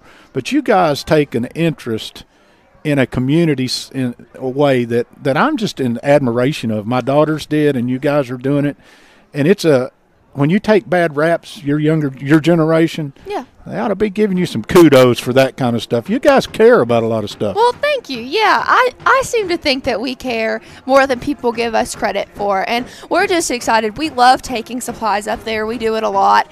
The patients are always so nice. My aunt was actually just put in remission a few weeks ago, so it means a lot to me to be able to spend time with patients like that, and I love doing it. I get to spend time with elementary school kids because they're having a competition, and it's just fun. I love it all around. I like it. And all speaking of Veterans Day, our school is having a program. The choir will be singing. Excellent. Several other kids will be doing, like, little things to honor them. There will be about 30 veterans here, but I think you can still come even if you haven't, like, signed up. But that'll be Monday morning at 9. So if anybody wants to stop by. That's awesome. It's going to be really fun. All right. I have cut into your time a whole lot, but you got anything you want to tell us that I've interfered with some stuff? Go ahead. I finally heard you. Yeah, I know. I was waiting for a second. Okay, so the golf region team actually just got announced. So Coach Adkins, basketball and golf coach, is the region team Coach of the Year for the second year in a row. Brooke Hopkins, Anna New, Lauren Worley, and Macy Broughton all made all-region team, along with Autumn King at Rockcastle. So that was really big. Our season's over, but we're still getting acknowledged. Awesome. The cheerleaders won their bluegrass competition last weekend, and the last time that we won bluegrass, we won nationals. I remember that. So hopefully we'll keep that up. Their regionals is tomorrow, so wish them luck as they go to Lexington, I think, to compete again. Both of those competitions are really important. Maroon and White Night is next week. Come meet all of our basketball players. What night? Do you know? I do not know. We'll find out. Yeah, I think they're still kind of trying to decide with everybody using the gym since it's so cold. Right. So I think that's still up in the air. But come, they'll have a chili supper for you to donate funds to both teams. The girls' basketball is going back to Daytona this year, so they need all the money they can get. Know from experience. But it'll be fun. You'll get to watch scrimmages and everybody play, and they're all looking really good. You can see them practice whenever you want after school. Disc golf. Did you know that we had a disc golf I did team? not know that. We had a disc golf team, and they are second in the state, and we have the state champion Get at outta our here. school. She is a freshman. Her name is Emily Burns. I grew up with her. She is like 14 years old, and she is the state championship disc golf thrower. That's awesome. I know. We also have an esports team now. They start competition next week. I think that's kind of like Wii Sports. I don't know. I know what it is. Yes, it's you sit in a really nice chair with a nice game controller and compete against other people. Well, we have those. You have those? We got everything. Okay. We hit all of our bases. On the dramatic side, Okay. if you want a taste of Broadway, we just started Absolutely. our school play, Guys and Dolls. Miss Odom does an amazing job at directing these, and Miss Braun does great at the music. They always do a great production, and Guys and Dolls, it's going to be really interesting because it's straight off of Broadway. Yes. We just got casting back, so we're looking to see when that is because it's going to be awesome, and they always do such a great job. Guys and Dolls has been around since I was your age. Yeah. So you don't even have to fill me in on that. That will be here at PC though later on, right? You all are Yes. getting ready for that. Maybe a springtime. Yeah, probably like January, February. But Okay. if you want to keep up with that, they have Instagrams and all that stuff. And then our choir is going to Disney World in December to participate in a nationwide concert that we got accepted to. People just don't know about our You arts guys at are just PC. doing good stuff. Yeah. All right. The Guys and Dolls thing.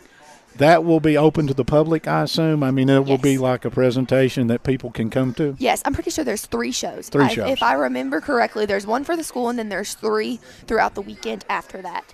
So there will be plenty of chances to do it. The tickets are cheap, and Oh, it all yeah. goes back to the sets for the next play. So Fiddler on the Roof last year was amazing, and the kids put so much time and effort into it. So if you have the chance, I totally recommend doing it because they're really awesome, especially for what we have to work with as high schoolers. We did Calamity Jane for our senior play.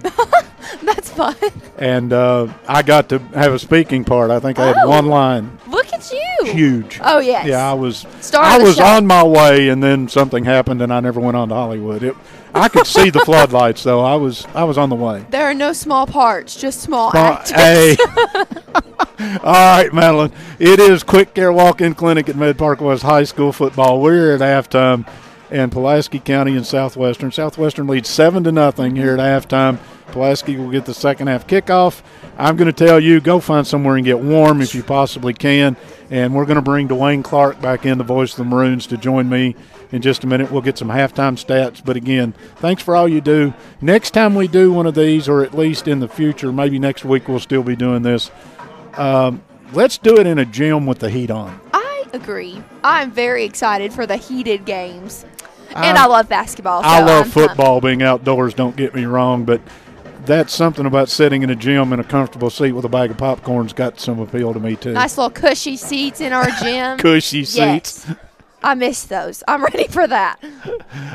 Thanks again for the interview this afternoon with the guys. I thought Connor Hargis and and Chase Farmley were they were true to the moment. If anybody knows Connor Hargis, that was Connor Hargis. Oh, yes. The hat, the outfit, the whole thing, that's Connor. He didn't want to change or anything. Chase had his helmet ready Yeah, and stuff, yeah. and Connor was like, let's do this. Let's do this. I heard you at the end of it telling them good job, too. I loved it. I thought the camera turned off, and I was like, good job, guys. And they were like, are you sure? And then I turned it off, and I was like, oh, no. It's okay to compliment people. You know, it is. And Well, and they again, get so nervous, too. They get so nervous. you go get the student section cranked up for a second half. We'll get our bunch ready to go. And for the viewing audience, 7-0 Southwestern on the Randall D. Turpin CPA scoreboard. Second half to follow after Dwayne Clark comes back and brings us some stats. Madeline, as always, go warm up somewhere. You're killing me. See you, girl. Bye.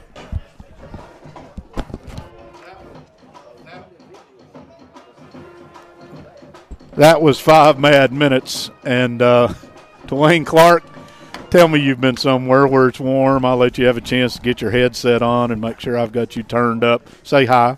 Hi. Hi, Dwayne. No, Good I to- won't lie to you. I've not been anywhere. where Did it's you warm. not? No. Man, there are other rooms in here that the windows aren't out of. It's actually. I didn't feel it was fair to leave you guys in. What's fair got to do with this? You could have been warm. All right, the stats, I'm going to let you have a chance here in a minute. Neither team lit up the scoreboard with stats in the opening half. No, it doesn't take long to do these. And Give us some of those team stats much then. like Paul's scoring recap. Won't take long. Well, Southwestern, 2 first downs. Two, yeah. 18 carries, 67 yards, 1 touchdown, 1 for 3 through the air for 6 yards, 73 total yards of offense on 21 plays. 3 punts, 5 penalties, 40 yards, fumbled once, and that was their only turnover. Pulaski actually had more first downs than Southwestern, 4 of them. 22 carries, 17 yards, and a lot of that was because of several sacks to bring their yardage back. They actually had a little ground game, mainly on that last drive. 5 for 13 through the air, 67 yards. Total offense of 84 yards and on 35 plays. 2 penalties, 15 yards, 2 fumbles, 1 interception, 3 turnovers for Pulaski as they trail 7-0 in the first half in a very lackluster offensive first half. First quarter especially. Yeah, 157 yards of total offense between the two teams. Yes. We've done a lot of football games this year and last year that Pulaski's offense per quarter was somewhere in that 150, 170 range. This has been an offense that struggled. They found a little rhythm. They can't blame field position. No. Their first 4 possessions, they took over in Southwestern territory. Late in the half, the short punt gave them a short field down here, and they ended the half literally inside the 5-yard line, but clock ran out. Yeah, I mean, you can move the ball and get a few first downs, but if you don't score, you're going to go home. But they did show a little offensive movement there on that one drop. Don't know if they made some changes. They ran the ball at the middle a little bit more, passed a few short passes. If I'm Southwestern, I don't worry a whole lot about the opening half. The only thing that would concern me was the issues they had in the punt game. Yes, because you can give up a play in special teams, and this game, after watching this first half, I still said before we went on the air, 21 was a magic number to me. If either team could get to 21, they're probably going to win this thing. And I don't know that I would change my estimation of that right now. It's going to be a slobber knocker, and it's going to come down to somebody making a play. And Southwestern has got breakaway running backs. They do. They can get to the edge and go to the house. Pulaski used to have that in the passing game, and we keep saying used to because 2 weeks ago, when this team was intact, they had one of the more prolific offenses in 5A football. They did. Do you know that Tiger is still the leading passer in 5A football, and he hasn't thrown a pass in 6 quarters and 10 quarters now? So that says a lot about their offensive output. And Sloan was still the leading receiver in 5A football. And so a gut shot into this. But you can't make excuses. It is what it is, and you play with the hand you're dealt. And to Southwestern's credit, 1 turnover. Yes. They've got to limit those. You can't – and – they gave, or at least Pulaski had, good field position on three or 4 times, yes. and nothing to show for it. So their defense played very, very well in the opening half. It did, and it's going to be interesting to see what adjustments each team makes after that first half. And you mentioned the punting game. Pulaski blocked 2 punts of Southwestern in that first game, and Southwestern has a punter out here.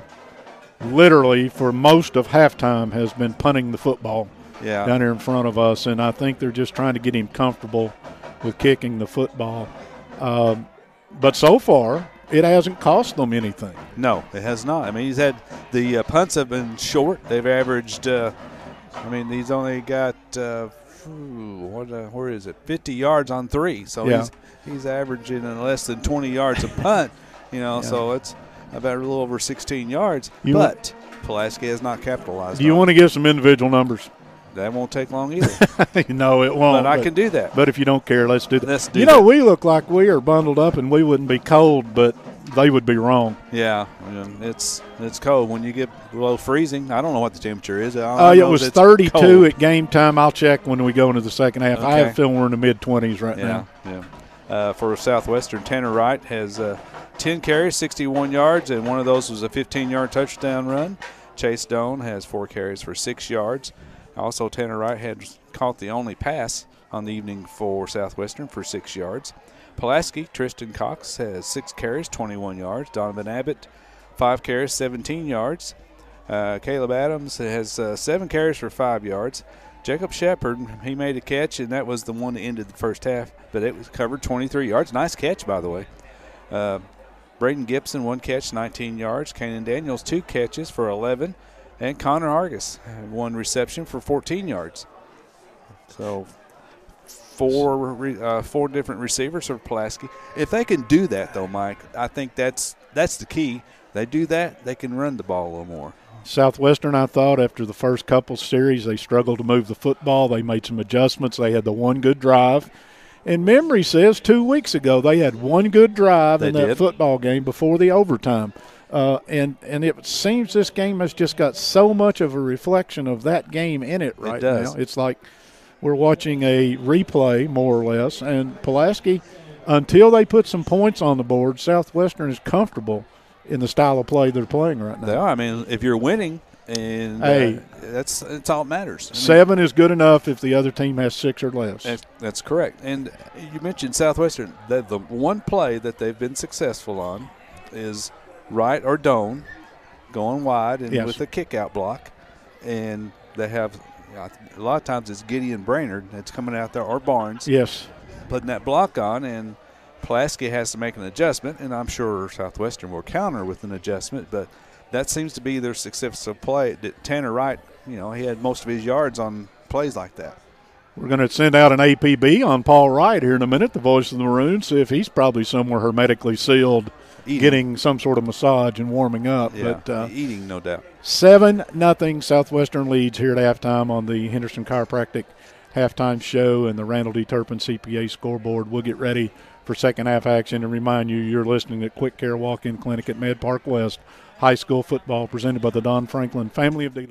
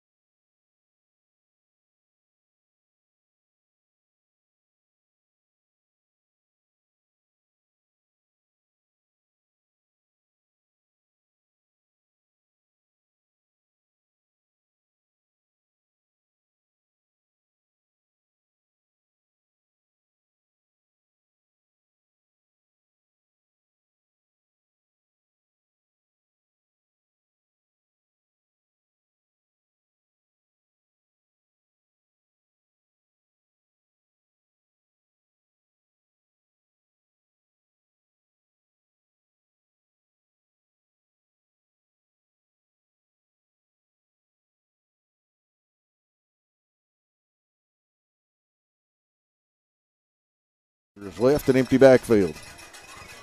Adams takes it and rolls right, sets, fires it off to the side to Daniel. Cuts back to the inside, gets to the 35, maybe the 36. Gain of 11 on the play will bring up third down and a couple, and that's the kind of throw you have to make, Mike. It was, and Cox did a nice job picking up the blitzing linebacker on the outside here, and that was just a well-executed offensive play, and Pulaski's got it in third and short. Yeah, third and a couple. Single receiver left. Gibson and Shepard to the right. And they hand off to Cox, angles to the right side, lowers the shoulder, gets to the 39, and that should be enough. Brainerd and Barnes on the stop. That will be an L&N first down for Pulaski County. Well, Pulaski County, to start the game, had great field position, and I chronicled this at halftime a couple times, and never could get a drive started. Right. At least they've got this one up and moving with an initial first down. Same formation they've been using. Single receiver left, two to the right. And Adams fakes it, keeps it, pitches to Abbott, who runs over one defender and gets shoved out of bounds. He ran over Pennington at the 40-yard line. And once again, hit here on the sidelines. I don't think it was late. No. And if you run to the boundary, you can expect to get hit as you're going out of bounds. Mark it at the 44, gain of 5, second down and 5. If you can get 5 on first down right now in your Pulaski. That's better. Yes. Maybe a good spot right there. Back in the Tennessee set. Might have been. Adams takes it on the counter, gives it to Cox, hitting the backfield, gets to the 45-yard line, might have gained a yard on the play. Asher in on the stop. It will be third down and 4. Barnes coming downhill, and the blitzing linebacker was picked up. Yes. And there goes Barnes out. That was a heck of a collision in the backfield.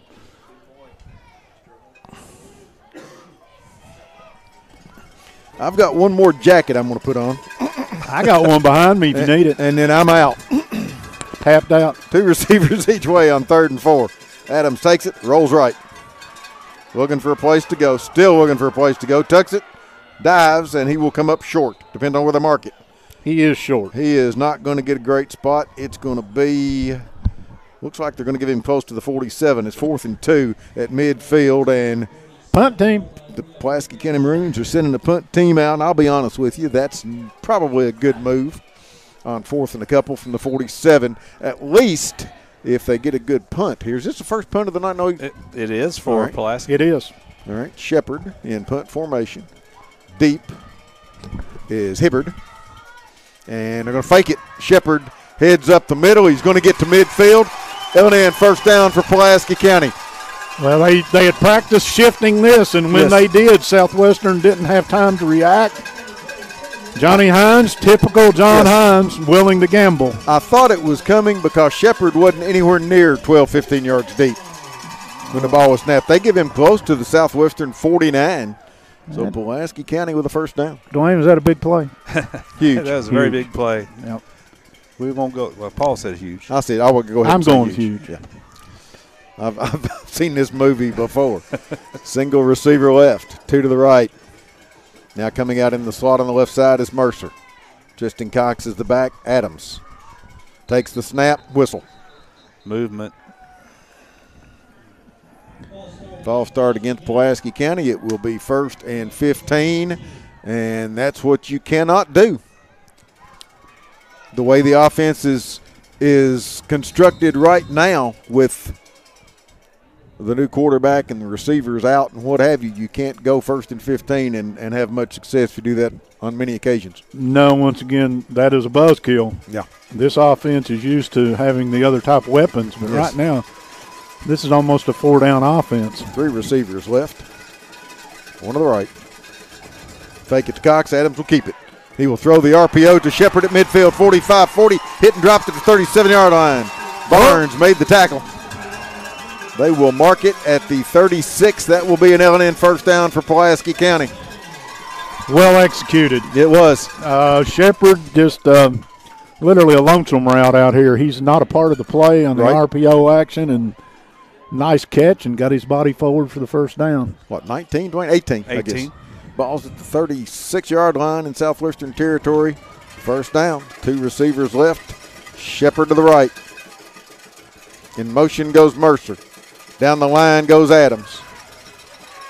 Dumps it out to Mercer and overthrew him.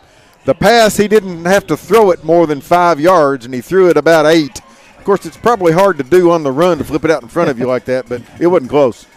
No, and that's something they'd been trying to set up because you also had Cox out in front of Mercer to block had that been complete. But it's interesting. You see a lot more of that even at the professional level where they're running a lot of that stuff. But that one misfired. And I think one of the coaches is telling Mercer you maybe should have cut a little sooner too. So 6-1, half a dozen the other. Tennessee set, 2 receivers right, 2nd down and 10. Adams takes it, hands off to Hargis. Angles to the left side and gets 4 or 5, and we're going to get a flag in the middle of that. That's probably a holding call. Yeah, and they're going to say Hargis's knee went down back probably around the 38-yard line too, or 33-yard line, excuse me. So we're getting a clock stoppage with 7:36 to go in the third quarter. Southwestern on top, 7-0. That's against Southwestern. It is. Yeah, one of the Pulaski linemen's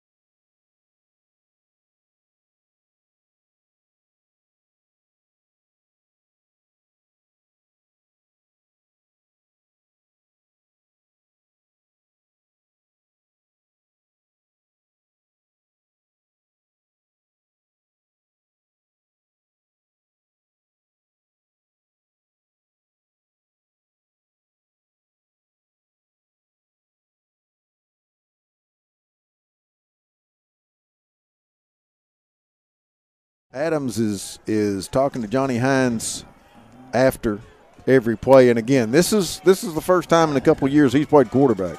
Yep, Dylan Hughes was the player who got up slowly, but he got back to his right guard position, so he's all right. 2 receivers to the right, trying to get Gibson where he belongs.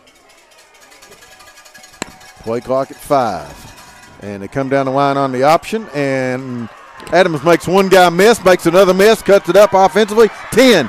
Down, thrown out of bounds at the 12-yard line, and a flag when they come in. They're going to get Barnes to the face mask. Yeah, that was pretty obvious at the end of that. That's making chicken salad out of. And to be honest with you, by the time Barnes got the face mask, Adams was out of bounds. Yeah, well, he plays through the whistle, and I'll leave it at that. Right. But that time he got a handful of face mask, and it should be half the distance. 6:37 to go, third quarter, 7-0. Southwestern, Pulaski County in the red zone.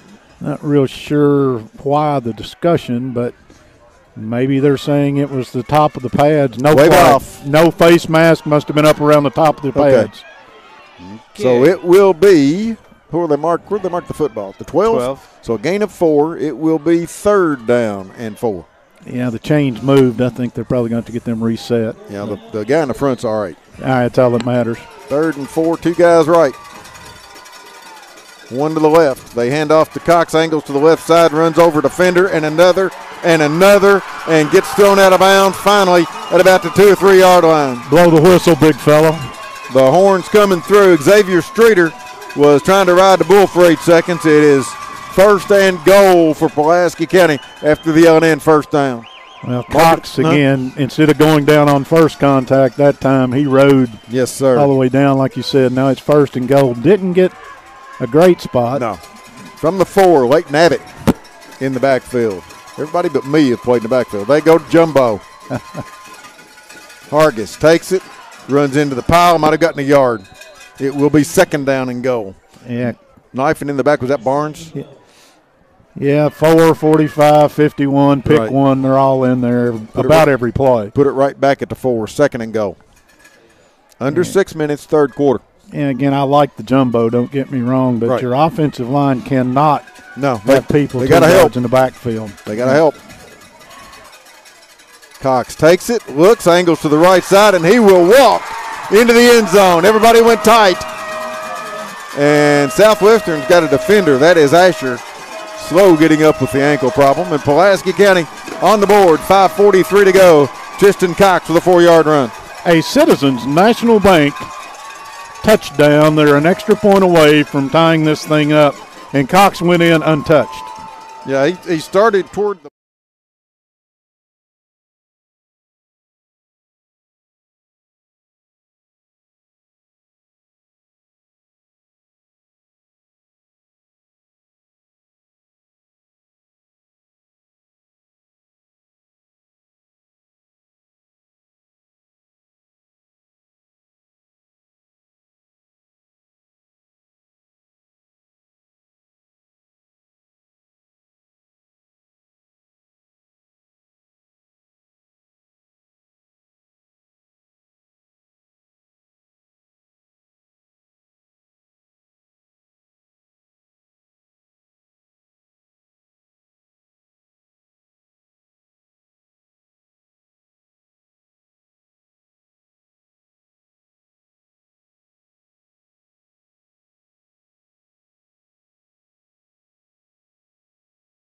Like family partner, Yes, sir. we got a football game. 5:43 to go. Correct me if I'm wrong. If Southwestern had the ball in the No, third that quarter, was the initial drive of this half. somewhere John Kane is smiling.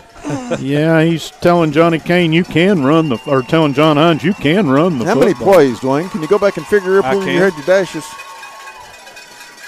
Pulaski County goes 72 yards, I think. Well, now your defense has had a good night, but they got to stand up again. That would be 14 plays. 15, I'm sorry. Blake Burton.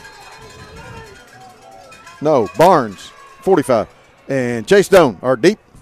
Shepard puts the ball down there. It will be low and will kick out of bounds at the 27, 28-yard line. So Southwestern, unless they elect to have Pulaski kick it again, will get great field position at the 35. They're sending out the troops, so I think they'll take it at the 35. Field position, critical most of the night tonight.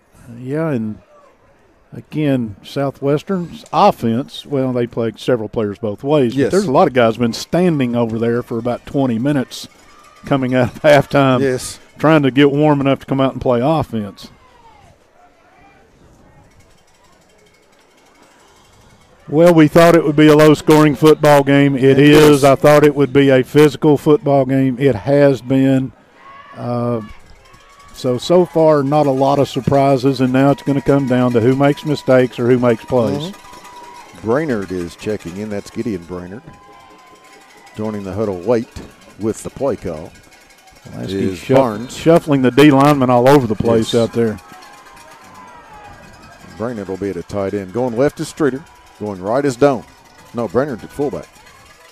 And they take it. Quick pitch to right, and he will dance to the outside and get absolutely nowhere. Tristan Cox drops him at the line of scrimmage. 2nd down and 10.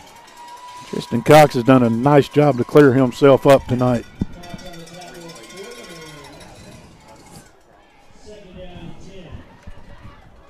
Y'all having fun? We were having a corporate meeting. You weren't invited. That's welcome to my world. No, Pat's just explaining some issues, and I understand, partner. We're good. Well, again, you've stopped them on first down. Right. Make this a moderate play right here, and you put them in that have-to-guess third and medium thing. Single receiver left, 3 to the right. How about a screen? And they take it and throw a screen out the dome.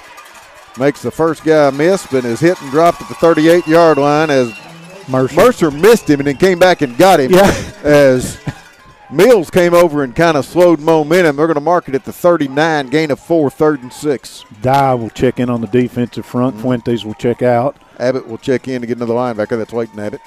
So now you have got Shepard in the middle of the field, and this is probably going to be a one-deep look. Yes. That Southwestern's going to be looking at right here. When they're looking now, they bring another D lineman out. Adams comes in.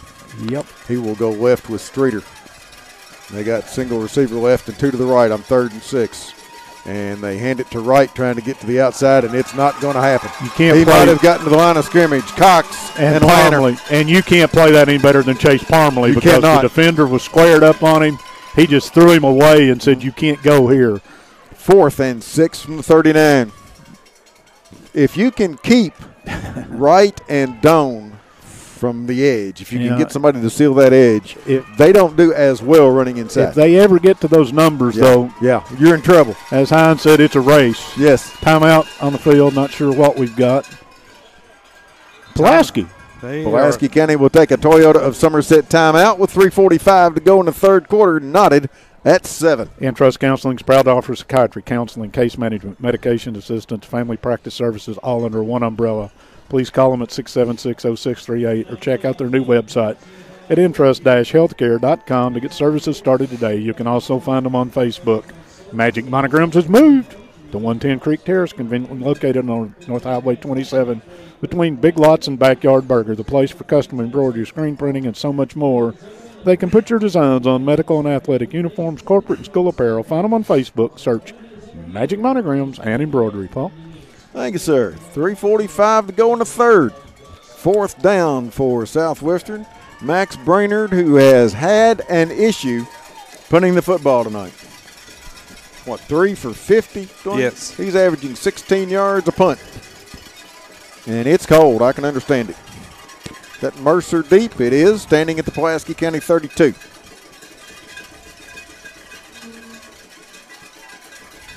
Long count, good snap. Pulaski not a lot of pressure, and this is a good kick. Mercer will back up and take it at the 25. Nice catch, and will be hit and dropped at the 28. In a hurry. Nice punt, good coverage. Kenny Robinson made the stop. Pulaski County takes over at the 28-yard line, 1st and 10. Nice punt, though. Yes, sir. Best punt of the night. Yeah, that was a big time for a punt, and they got a good one off. Well, we're tied at 7, right? Yes. Late third.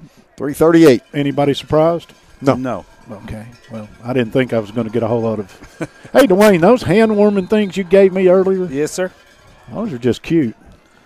Want more? No, I'm good. Okay.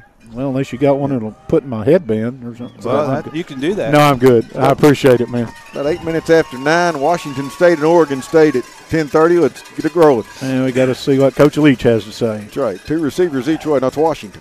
Oh, I thought you said State. Washington and Oregon State. Okay. All right, Adams takes it, hands off to Cox, finds a hole across the 30 to the 33-yard line.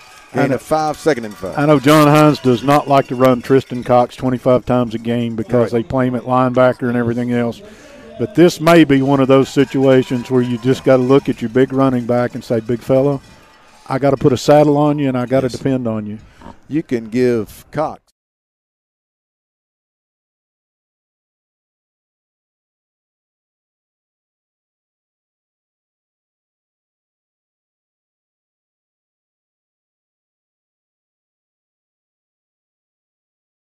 Going to bounce to the outside, runs over a defender, gets out across the 40 to the 45-yard line, and Pulaski will have an L&N 1st down. He didn't actually run over one, he kind of stepped over one. Do you know in high school football that's illegal? No, it wasn't that play. No, you're not allowed to hurdle, so they did not call that a hurdle. No, he just kind of stepped over him. Yeah, but if on the extra point in the overtime between these two teams when the penalty was called and they went for 2, that's what the call was. They called Mercer for hurdling because he jumped over a defensive player. Single receiver left, 2 to the right. In motion is Abbott. Coming down the line on the option is Adams. RPO in the thing, getting pressure, and he is going to be hit by Brainerd and dropped back at the 41-yard line. Nice job of running it down from behind by Gideon Brainerd. And Adams held it too long. It'll be 2nd and 14. Brainerd does a nice job. Yes, he did. Because, again, he's in pursuit from the start of that play. Yes. And he knows that the quarterback is going to, at some point in time, have to slow down to do something with it. And Brainerd stays on it. That's a heck of a play.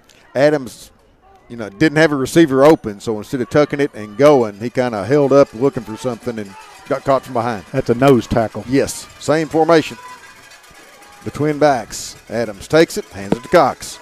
Angles to the left side, gets back to the original line of scrimmage at the 45. It'll be 3rd and 10. Barnes. Yeah, that negative on 1st down, though, puts you in a situation to where. Yep.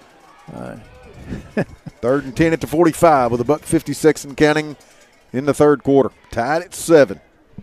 Does it hurt more when you have a collision in cold weather? Yes. Hurts me more. That was a collision. Yes. That's what I'm getting at the end of that one. Big 3rd and 10. 3 receivers to the right. Coming to the left side is Braden Gibson. The back is Cox. Adams takes it, comes down the line on the option, fakes it, keeps it, and will get a yard or 2. Yeah, but that is outstanding play by the DN. Yes. So it will be 4th and 9, and Pulaski County will send the punting unit out, and I expect a punt this time. Well, I've seen John Hines fake it more than once in a football game, but I think prudence right now says you punt this football. It's 4th and 9. Deep is Hibbert.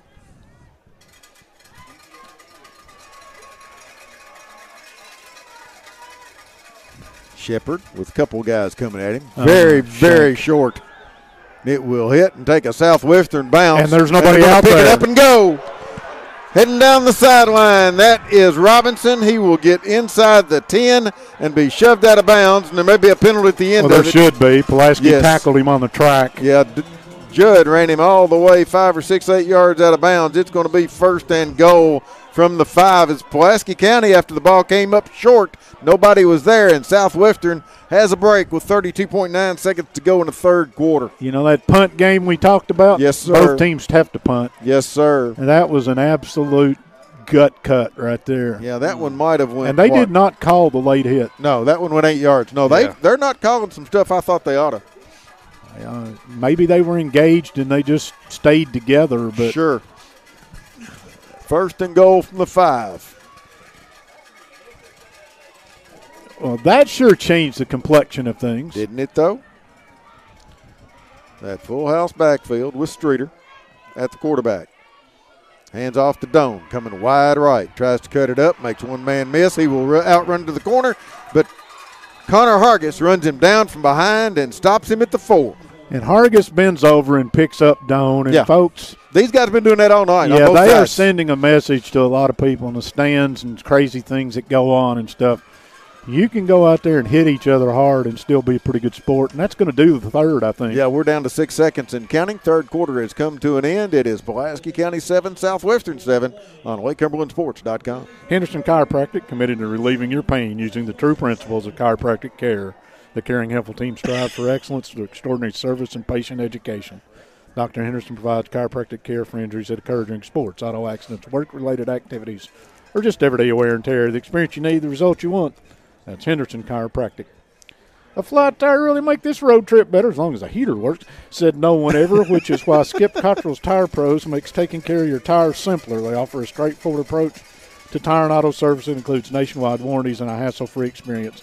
So you can get back to when being on the move was carefree. Skip Cottrell's Tire Pros, hassle-free, guaranteed. Find out more online, skipstirepros.com. Paul? Yes. Did you know that the Frisbee golf champion in the state of Kentucky for high school Frisbee golf is here, the female, at Pulaski County High School? I did not know that. If you had listened to 5 Mad Minutes with me at halftime tonight, yes, sir, you would know that very fact. I did not know that.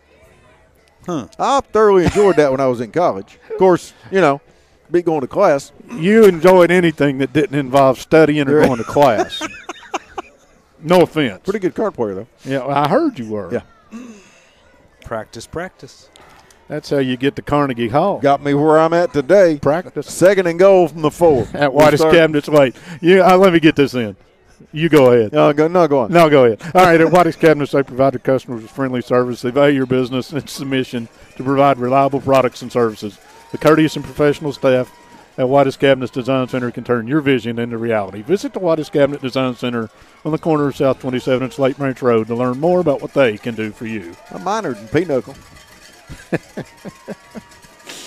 All right. Burton at quarterback with an eye behind him. Takes it, spins to Tanner Wright, angling to the left, and he will be hit and dropped back at the 6, maybe the 7, by Tristan Cox. This is a Turner Realty Group 3rd down of some import. They mark it at the 6. You remember when Tanner Wright ran for that 15-yard touchdown? Yes. Well, he's had 8 carries since then, and he's minus 2 yards. Southwestern's got 2 or 3 coaches out to the numbers, trying to get the right personnel in the game. Everybody gets organized. Got it's third and goal about from the 10 6. seconds as they sprint to the line. Not going to go on a long count. No. We're at 4. Back to that diamond with Streeter at quarterback. He takes it, fakes it, comes down the line, trying to get, and he slips and falls. Back at the 9, Mercer and Dobbs were trying to get there. It is 4th down, and they are going to send out Brainerd for a field goal. Oh, number 40 sealed the edge out there. That's why Streeter threw on the brakes. Yeah, that's why he threw on the brakes, trying to stop. Abbott had gotten to the edge and was waiting at about the 11-yard line. A 27-yard field goal attempt from Brainerd. I'll make it 26. We're going to move a little bit closer. Out of the hold of Jake Flynn. He has the leg for this. He does. Snap is down. Kick is up. It's long enough, and it is good. 10:35 to go in the game. Southwestern back in front, 10-7 on the Randall D. Turpin CPA scoreboard. Keeping stats and their correct score is important to players, coaches, and fans. The same can be said about keeping your taxes and finances in order. For over 26 years, Randall D. Turpin CPA has been doing just that. If accounting's not your thing, let the pros at Randall D. Turpin CPA do it for you. Proud sponsor of the Randall D. Turpin scoreboard, located on Parkers Mill Road in Somerset. In real estate, working with the right people matters. Barry Turner, broker and co-owner at Turner Realty Group, knows the ropes. Over the years, Turner Realty Group has developed excellent relationships with the clients. See for yourself in their Zillow profile with more reviews than anyone else in the Lake Cumberland region. Turner Realty Group, just off Highway 27, between lights 21 and 22. Call 679-SOLD or go online at shopsomersethomes.com. Paul? 10:35 to go. Southwestern back in front. Shepherd and Mercer go deep as Brainerd, who just gave the Warriors the lead again, will stand out there for the kick. Well, the first game was 15-7 in overtime. Right. We threw a field goal in this one, so overtime gets less likely, but Pulaski could kick a field goal. Yeah, could happen. Depends on the spot. Yep. Johnny Hines and I, as a matter of fact, discussed that very fact this morning. Brainerd moves on the football. It is a short kick that will be taken by Mercer to 21, 25, 30. Tripped up and falls forward to the 33-yard line. Kenny Robinson, the man that tripped him up in Pulaski County with decent field position, 1st and 10. Well, the excitement level of the second half has far outpaced the first half. The first half was not anything, but this has been a pretty good brand of football we've seen here in the second half. And the guy marking the football is doing a waltz. 2 steps this way. Anyway, gets it down at the 33. He's like me. He's just wandering around. Single receiver left, 3 to the right. Adams hands it to Tristan Cox, who runs over defender 35 out to the 41, maybe the 42. Rowan Pennington made the hit. Gain of 9, 2nd down and a yard. If you're Pulaski, again, you don't want to run Cox to 30 times a game all year long, but this may be the game that he's just going to have to handle the rock a little bit more than is normal. 15 so far. 15 carries? Yes. I'm sure that's a season high. Well, maybe the Corbin game. He carried it late in the Corbin game quite a bit. Did some in Wayne County, too. Yeah, he did. Same formation. Adams takes it, fakes it. Adams will keep it, angle to the right side, giving ground and shouldn't, is hit and drop back to the 39-yard line. When you've got a 2nd down and a yard, you don't want to go backwards. Well, again, you're trying to bounce to get the big play, but the reality of it is Pulaski has yet to set the edge with a running back or a quarterback trying to get around the edge. Yeah, get me a yard. You almost have to stay with the inside. Of course, John Hines may be saying, okay, I'm going to go for it here on 4th down anyway. So, but there's nothing wrong with north and south. No. Gibson left, 3 receivers to the right. Adams takes it, gives it to Cox, who is hit, shakes loose from one guy, another, again, and is hit, dropped at the 36. Took 3 of them. They finally got him down, but he had no protection by the time he got the football. It's 4th and long. And should there be 4 defenders in the backfield? Yes. The answer is no. No, you're not going anywhere. You had, by the time Cox got the football, he was stepping over bodies on the ground. And the last punt for Pulaski County was a disaster. That is correct. Time is at 8:45 and counting. Yes. Snap. No pressure. Shepard gets off a good one that will hit at the 35-yard line. Did it hit Pulaski County player? No. Well, they threw it. Just hacky sack. Well, it may be. I thought he was don't know. just marking. He may have said it did. I think maybe it did. All right. Well, they're going to have pretty good field position regardless.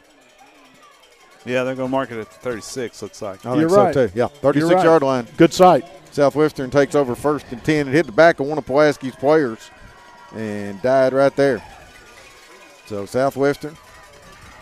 Was it Robinson that picked up the ball on the bad punt on that Yes, side? I think so. That was one of the more heads-up plays It that was. I've seen out of a football player. He's out there, and he may have looked around and said, I'm the only guy out here. Yes, sir. But that was a heck of a smart play to make. Burton joins the huddle wait with a play call. They If you're, send. if you're Southwestern, Yes. you want to see that play clock down around 3 or 4 every Sure. time you snap it now. Barnes is the back. Burton in the shotgun. Takes it. Hands off to Barnes, who will get a yard or so before the pile stops. Hargis and Dixon. And off the bottom of the pile is Fuentes, and it will be 2nd down. And at Corbin, and not to keep bringing that up, the 40-second clock would have been at 30 already by Sure. the time they got them unstacked here, done properly. If I'm Southwestern, Yes. the way the defense is played, I'm running the ball 3 times. Sure. And if I happen to get a first down out of it, so be it. And if not, I'm punting. Absolutely. 2nd down and 8.5.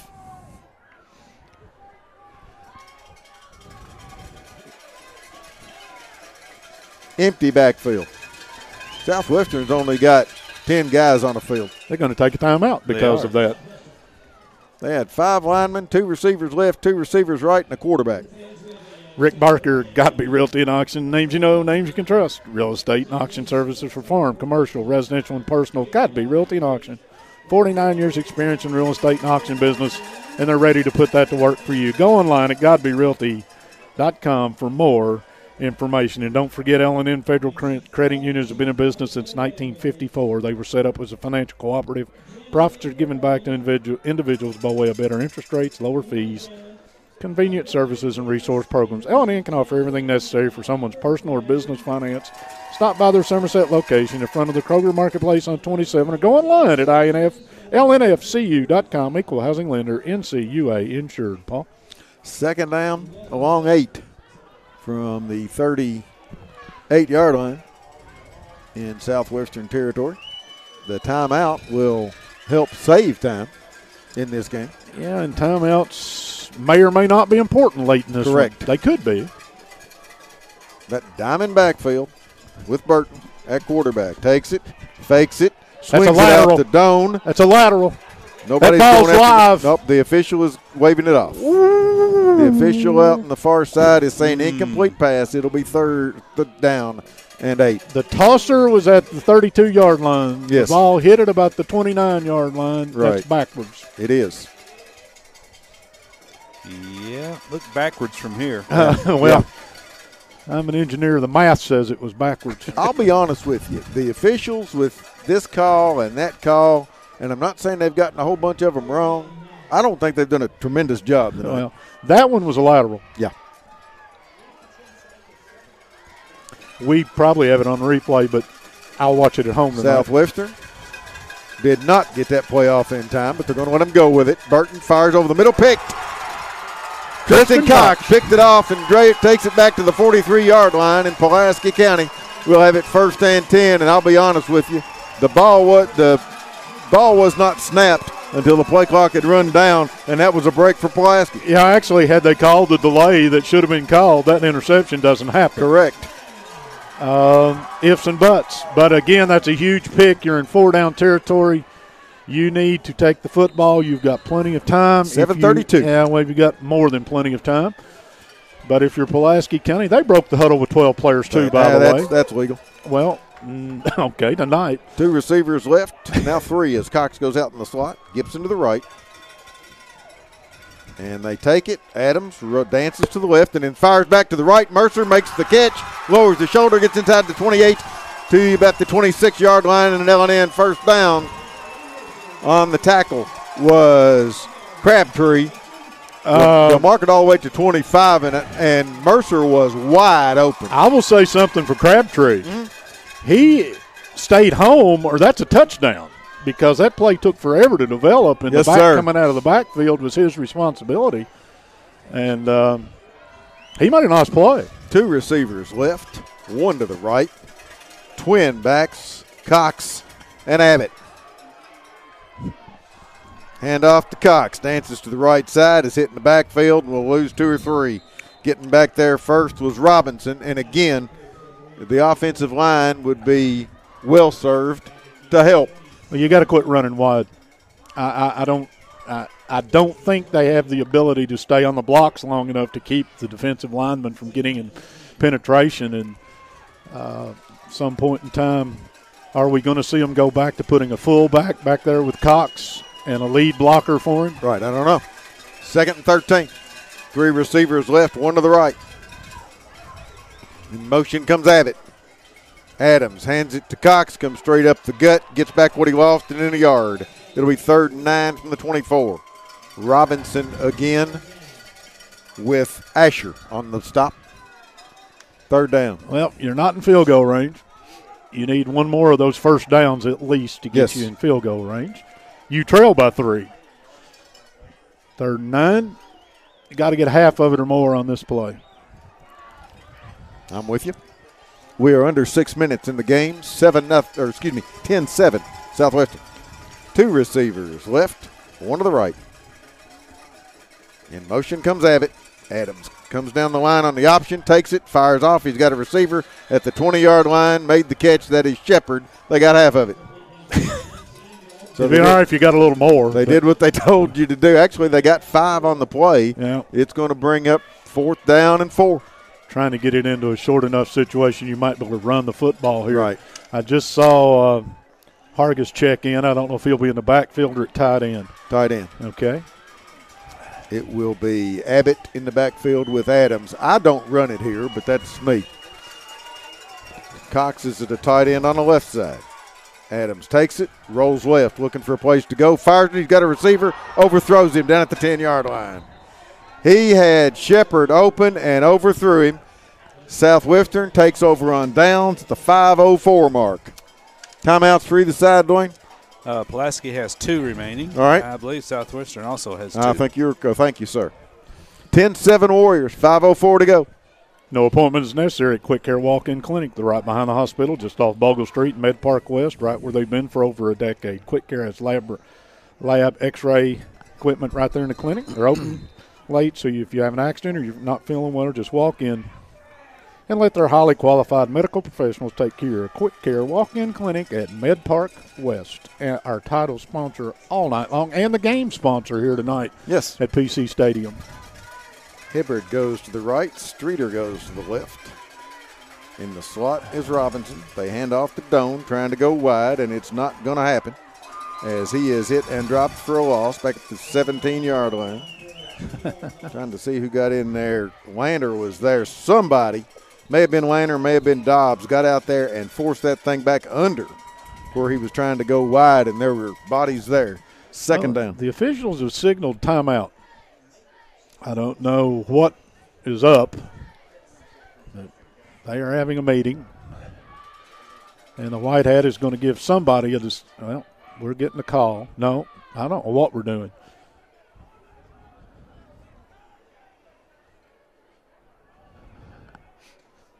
I still don't know. Will we get a signal? False start against the offense. Decline. Okay. Second down and 12 from the 17. Pulaski declines the penalty.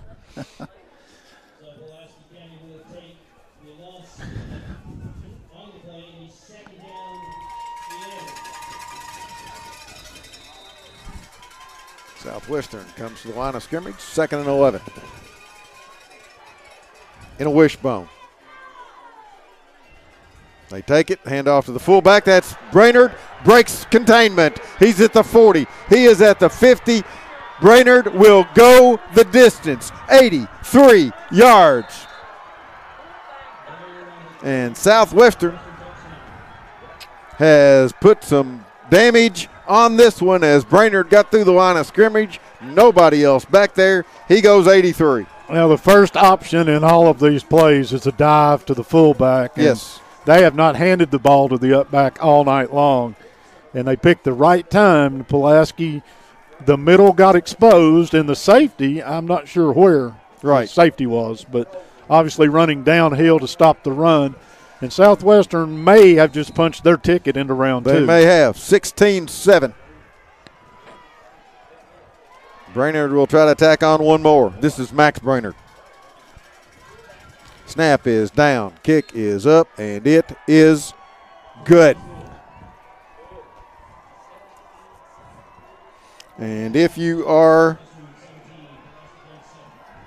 Pulaski County, you have your work cut out for you now. And the offense has struggled since the injury to Drew Poston a couple of games ago. Now, if you've got anything, you got to show it. Well, I think when you failed to punch it in after you got the short field back in front of you down here and a chance to take the lead. I agree. And obviously the play on the punt was kind of a freak play, but that one right there is you got caught naked. You did. And you hate to say that, but up the middle you've got somebody who has the fullback assignment, and they handed it to the upback. And did Brainerd show some speed? He did. What? He did. That's a big man rolling down the field. Yes, sir. 205 pounds. At least. The sophomore went 83 yards, and after he got by the second level, after he got to the second level, he was gone. Well, Pulaski had no safety or corner ever close on him. Nobody came close to running him down. And Southwestern running wide, running wide, running wide. And then when they pop it up the gut, there's nobody there. Now, Southwestern. A man short. Well, there might be a man long now. Nope, they're good. No, they're good. They're good. As Pennington comes out there late, Brainerd will move on the football.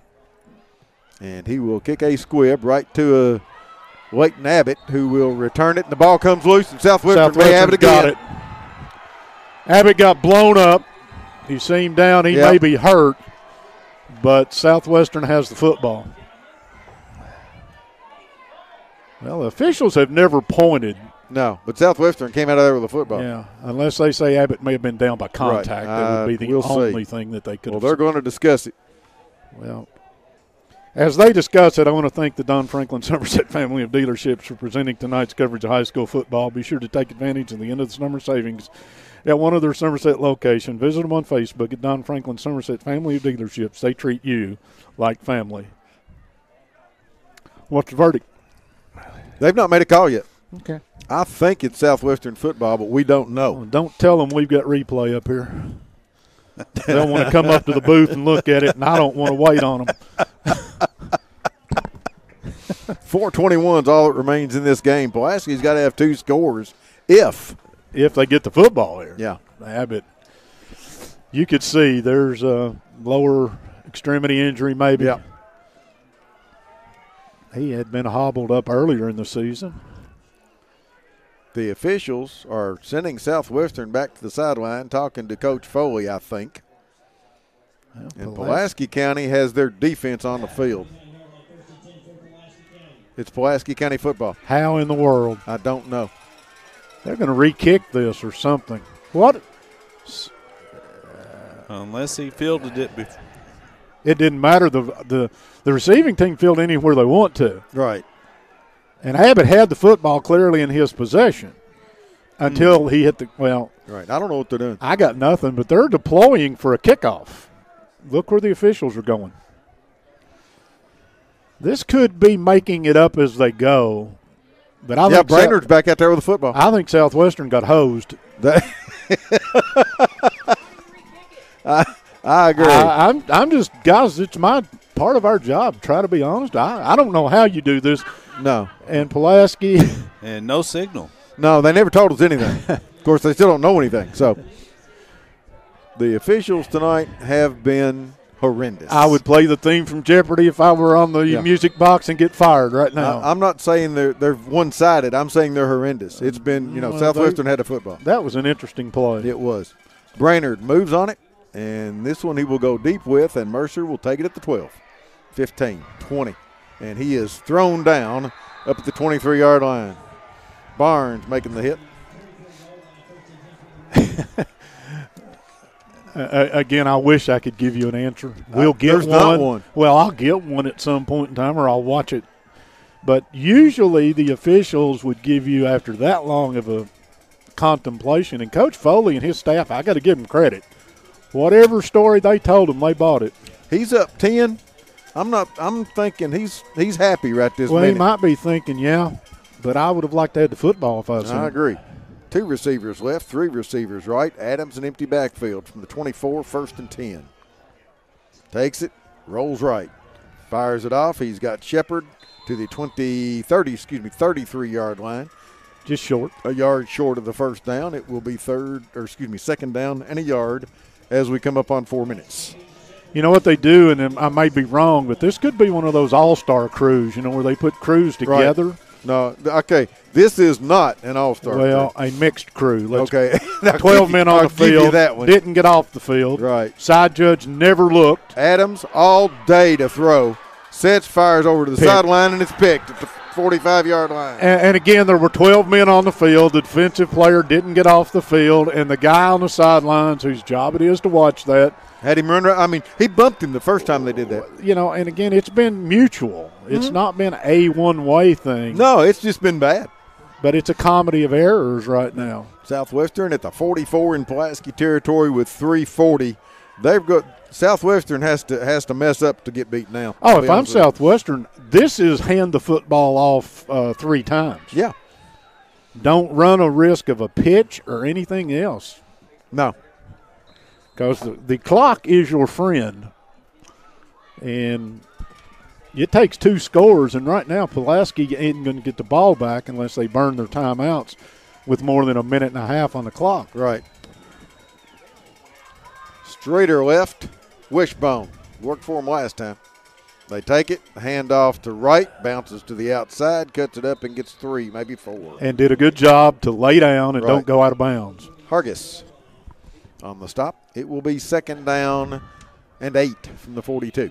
We haven't had any scores. I'm going to take a moment and do a little checking to see if we've heard anything from any of the North Laurel folks. Our season is going to wind down unless Pulaski County can make a miraculous recovery in the next 3:10. 2nd and 8. After this play, don't you burn a timeout? You have to. Wishbone. Burton under center. Takes it. Hands off, and that is Brainerd again, I think. No, Barnes. And he will get across the 40 down to the 38-yard line, and the clock runs. They give him the 37. It's 3rd and 3. Anybody that's listening, you know how to get a hold of me. Drop me a note. Let me know if you've got a Somerset score or a North Laurel Whitley County score. I'd love to have those right now. If you don't, I understand.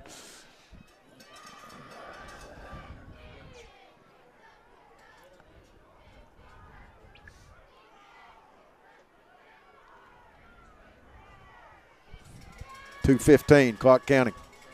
From the bone, they've got to have 3. They take it, hand off to the fullback, and he will get right at it. They're going to give him the first down. That'll do it. Yep. Hargis made the tackle on Brainerd. They'll give him the 38. That'll be a first down with 2:08 to go. Johns Hines is going to take a timeout, but it's really to the point of it doesn't matter right now. Don't feel great? Just can't wait. Well, Quick Care is open late. Just walk in at their clinic in Med Park West, just off Bogle Street behind the hospital. Hours are 9 a.m., 7 p.m., weekdays, 10 to 3 on Saturdays. No appointment necessary for accidents, ailments, chronic conditions, as well as health services like sports physicals, flu shots, and health screenings. They accept most major health insurance. They can bill the insurance directly. Quick Care Walk-in Clinic at Med Park West. Streeter to the left. Everybody else in the bone. They hand off to Brainerd. Nope, fake it at this time and hand off to the second man through. That will be Wright, who will get inside the 30 to the 29. Southwestern will be on the road next week in the second round of the playoffs, and they will be at the winner of the Whitley County North Laurel game. They played both of those teams in the regular season. Yes, sir. Close losses to both. Yes. And that should be a heck of a football game. It will be carried by Lake Cumberland Sports. Yes, it will. .com. Probably no video since it will be on the road. I think it will be audio only, but what do I know? Single receiver left. from the wishbone. We're at a minute. They take it, hand off to Doan, who leaps over the defense and picks up a couple. Hargis and Parmley in on the stop, and it will be third down. Now we've got a timeout. Yeah, John Hines is doing me a favor. He's letting me get in some of the live reads before the – jump right in there. We will present a Modern Systems Defender of the Game at the conclusion of this game. Since 1979, Modern Systems have been defending communities all over Kentucky. They're proud to be part of the communities they serve, committing time and sponsorship to numerous charities like Project 5810, Relay for Life, March of Dimes, Heart Walk, local school programs, and many more. Modern Systems, your neighbor, your friends. They work 24/7 to protect the things that matter most to you, from homes to business to schools and churches. Let Modern Systems be your trusted name in security. Got may have you a score on one of the games. All right. Somebody sent me a note. Somerset's up 21-7 in the fourth. Would really love, if anybody's listening, and I know some of you are, somebody get me a Whitley North Laurel score if anybody's got a shot at it. Yes, sir. Yep. Streeter left, everybody else tight. Burton takes it, drops it, goes back, picks it up, and gets it off to Wright, who gets thumped back in the backfield by Mercer. He will lose yardage on the play, and Pulaski County stops the clock with 44 seconds to go. Ball back at the 34. It'll be fourth down. That was the last timeout. Somerset Community College is your community college. They've got the lowest tuition rates in the state, flexible class schedules, small class sizes, and quality education that's close to home. Choose from technical degrees for high-demand jobs or transfer degrees to four-year institutions. They're the best choice for education and training. Whatever you need, we have it for you here at SCC. Apply today at somerset.kctcs.edu. SCC, a real college with real people. Real success. We will present a Somerset Community College offensive player of the game at the conclusion of our game tonight. This will be the last football game in the Pulaski County uniform for 16. Yeah, I'm going to well, I would, but I've waited too long. Somerset's up 28-14. All right. I've got some people, and thank you all, that are trying to find me a North Laurel score. Thank you. From the bone, fourth down and long. Burton takes it, spins, pitches to Doan, trying to come to the left, finds a seam, cuts it up, gets to the 30, breaks a tackle, tiptoes down the sideline. He will get to the 21-yard line, and now there'll be a late hit. Yeah. Dye was pulling up, going out of bounds right there, and of all the late hits out of bounds, that's the most innocuous, but it was out of bounds. I mean, yes. Doan had tipped down the sidelines, and they got away with one earlier. And of course, Pulaski had, over there, Judd tackled a guy out on the track. Yes. But not this one. At the 20-yard line with 36 seconds to go, and I'm sure. Okay. 34-14, Somerset's up. So that one's going to go. Somerset next week will travel to Lexington Christian to settle that piece of business. Unless Washington County had a miracle tonight. Well, if Washington County won that one, it will be known as the Washington County Miracle from now on. But I'm like you. Somerset will travel to Lexington Christian next week. That game can be heard on LakeCumberlandSports.com. I'm not sure. Again, video was tried up there earlier in the year. I don't know how that'll work. But you will be able to hear and or see that game on LakeCumberlandSports.com. Ball at the 10. Herschel Walker's favorite play. Taking the knee is Burton. 35 seconds to go. They'll put the 40-second clock up, and we are done. Southwestern, 17. Pulaski County, 7. While Dwayne does some stuff, I'm going to read some names to you. Devin Tolson, Connor Hargis, Grant Oakes, Kanan Daniels, Jackson McAlpin, Chase Parmley, Evan Mercer, Caden Dobbs, Paul Judd, Sam Bergman, Michael Hines, Dylan Hughes, Jordan Lanter, Ethan Fuentes, Jake Sloan, and Elias Sanchez. Those are the 16 seniors that have finished their career at Pulaski County. This one ends Southwestern 17, Pulaski County 7. A quick scoring recap, 10:31 to go in the second. Tanner Wright of Southwestern, a 15-yard run. Max Brainerd with the PAT made it 7-0. 5:43 in the third. Pulaski County's Tristan Cox with a 4-yard run. Jackson McAlpin with a kick, tied at 7. 10:35 to go. Brainerd with a 36-yard field goal. Southwestern 10-7. 4:25 to go. Gideon Brainerd with an 83-yard run. That was the dagger. Brainerd with the PAT makes it 17-7 Southwestern, and that's the way it ends. Pulaski County will finish 2019 at 7-4. We will begin the Ford Brothers post-game show momentarily, but I want to thank you, Don Franklin family of dealerships here in Somerset, for presenting tonight's coverage of high school football. Be sure to take advantage of the end of the summer savings at any of their Somerset locations. Visit them on Facebook at Don Franklin Somerset Family of Dealerships. They'll treat you like family.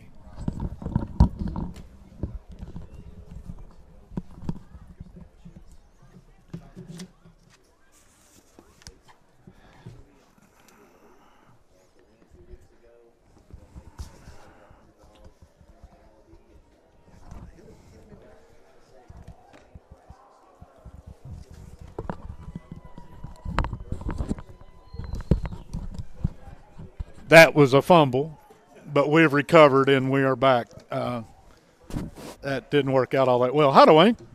That was me fumbling. Yeah, I've been trying to do, you know me and multitasking, right? Ain't going to happen. I got a score on that North Laurel-Whitley County game. I was told 14-13 North Laurel, but they're not sure whether that's a final. So I am going to put that in the we don't know, we're waiting on the Florida vote, because I really hate to give you all a bad final. But I can give you the final here. 17-7, Southwestern will win over Pulaski County and become a second-round playoff team next week. Pulaski County, as Paul said, their season will end 7-4. A season that 3 weeks ago, they were sitting at 7-1 with one of the most high-powered offenses in the state of Kentucky. And on one night, they managed to lose most of that offense, and it showed tonight. The defense, I thought, again, played an excellent football game, did their job. It's just Southwestern made a couple plays at the right time. The shank punt that turned into almost a touchdown for Southwestern was a huge play in the second half. But in all honesty, Southwestern played well enough to win this football game, so there's really not much you can say about that. We are getting our stats ready and our post-game show, and we didn't really talk about this, but we've got to give a Modern Systems Defender of the Game and a Somerset Community College Player of the Game. And you gave me for which one? I know who he is, which side of the ball. Either side, actually. There. I think I'm down. Well, I don't know. Yeah, I know. Okay. Can you hear me now? I can hear you, but I can't hear me. No, I can't hear you. But anyway. The Okay. Somerset Community College Offensive Player of the Game will wait, because the Modern Systems Defender of the Game, I think, will be Tristan Cox. Yeah. The junior linebacker, and again, he was also probably the leading rusher in the Yes, he was. I can hear me now. Yeah, but There you are. yep, we're going to get it right yet. We're good. And so we've got to come up with a offensive player of the game. The receiving side of the football, Shepard had what? Four catches for 55. 4 catches for 55. Okay, we so go. Shepard will be our Somerset Community College Player of the Game. We've gone ahead and got that taken care of. And while you get the stats ready, I'm not exactly sure what all we're doing right now, but I think we're trying to get you another headset. So, Can you hear me now? all right. Okay. Team stats for the game. All right, you get ready to give the team stats, and I'm going to keep this. Thank you, Gary and Bob. Keep trying. They're not done over at Whitley County yet. Still playing. And what we're hearing is it's 14-13 North late, but Whitley's got the football, and they're threatening to score. So that one's still undecided for you folks that are listening to us wondering where Southwestern will play next week. Don't think that one's settled yet. No, you will be traveling, though, if you're going to Southwestern. Yes. Regardless, you'll be going east. Pulaski finishes with 10 first downs, 44 carries, 72 yards on the ground, 10 for 21, 128 yards through the air. 200 total yards of offense on 65 plays, 2 punts, 36 yards, 5 penalties, 35 yards, 2 fumbles, 2 interceptions, 4 turnovers for Pulaski in the game. Southwestern finished with 5 first downs, but they made them count. 5 first downs. Yes. Big plays. 17 points on 5 first downs. Yeah, 33 carries, 169 yards, 2 for 6, 10 yards through the air, a total offense of 179 yards on 43 plays. Pulaski outgained them 200 to 179. But the big plays and turnovers were the difference in the game. Right now is the time to get over to Alton Blakely Honda, where the stock 2019 Honda Accords are priced at $1 over invoice. Yes, you heard that right. In-stock Hondas are priced at $1 over invoice at Alton Blakely Honda, part of the Alton Blakely family of dealerships in Somerset. We're going to take a moment and thank all of our sponsors, and we'll start with Quick Care Walk-In Clinic at Med Park West, who's been our title sponsor all year long. If you get a chance, please say something nice to the Cherries and the folks that are associated with that. They do so much to support local athletics, and we thank them for all they do. And we'll see you guys during basketball season. Don't forget, next week, Somerset will still be playing.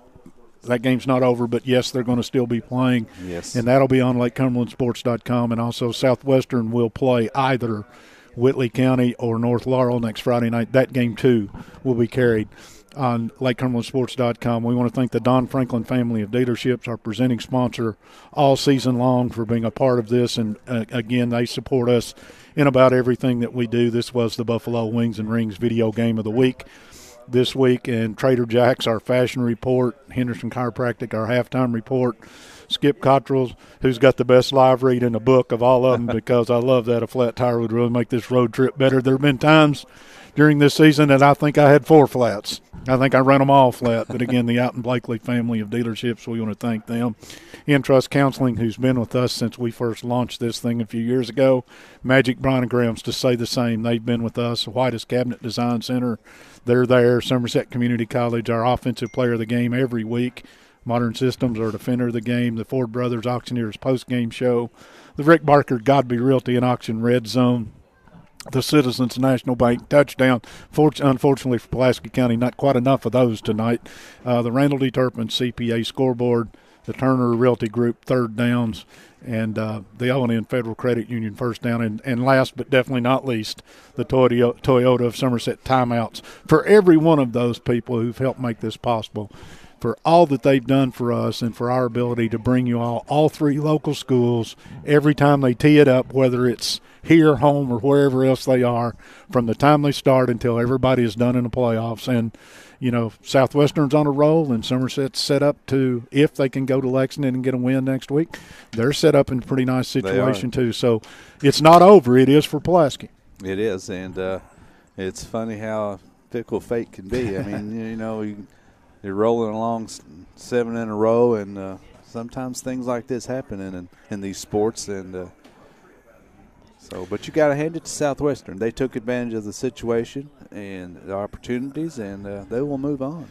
And Pulaski, with the score 10-7, got the football in deep in Southwestern territory, and it looked like they might have a way to get out of this one. And to Southwestern's credit, they held and then came back with the run for Brainerd. It was how long?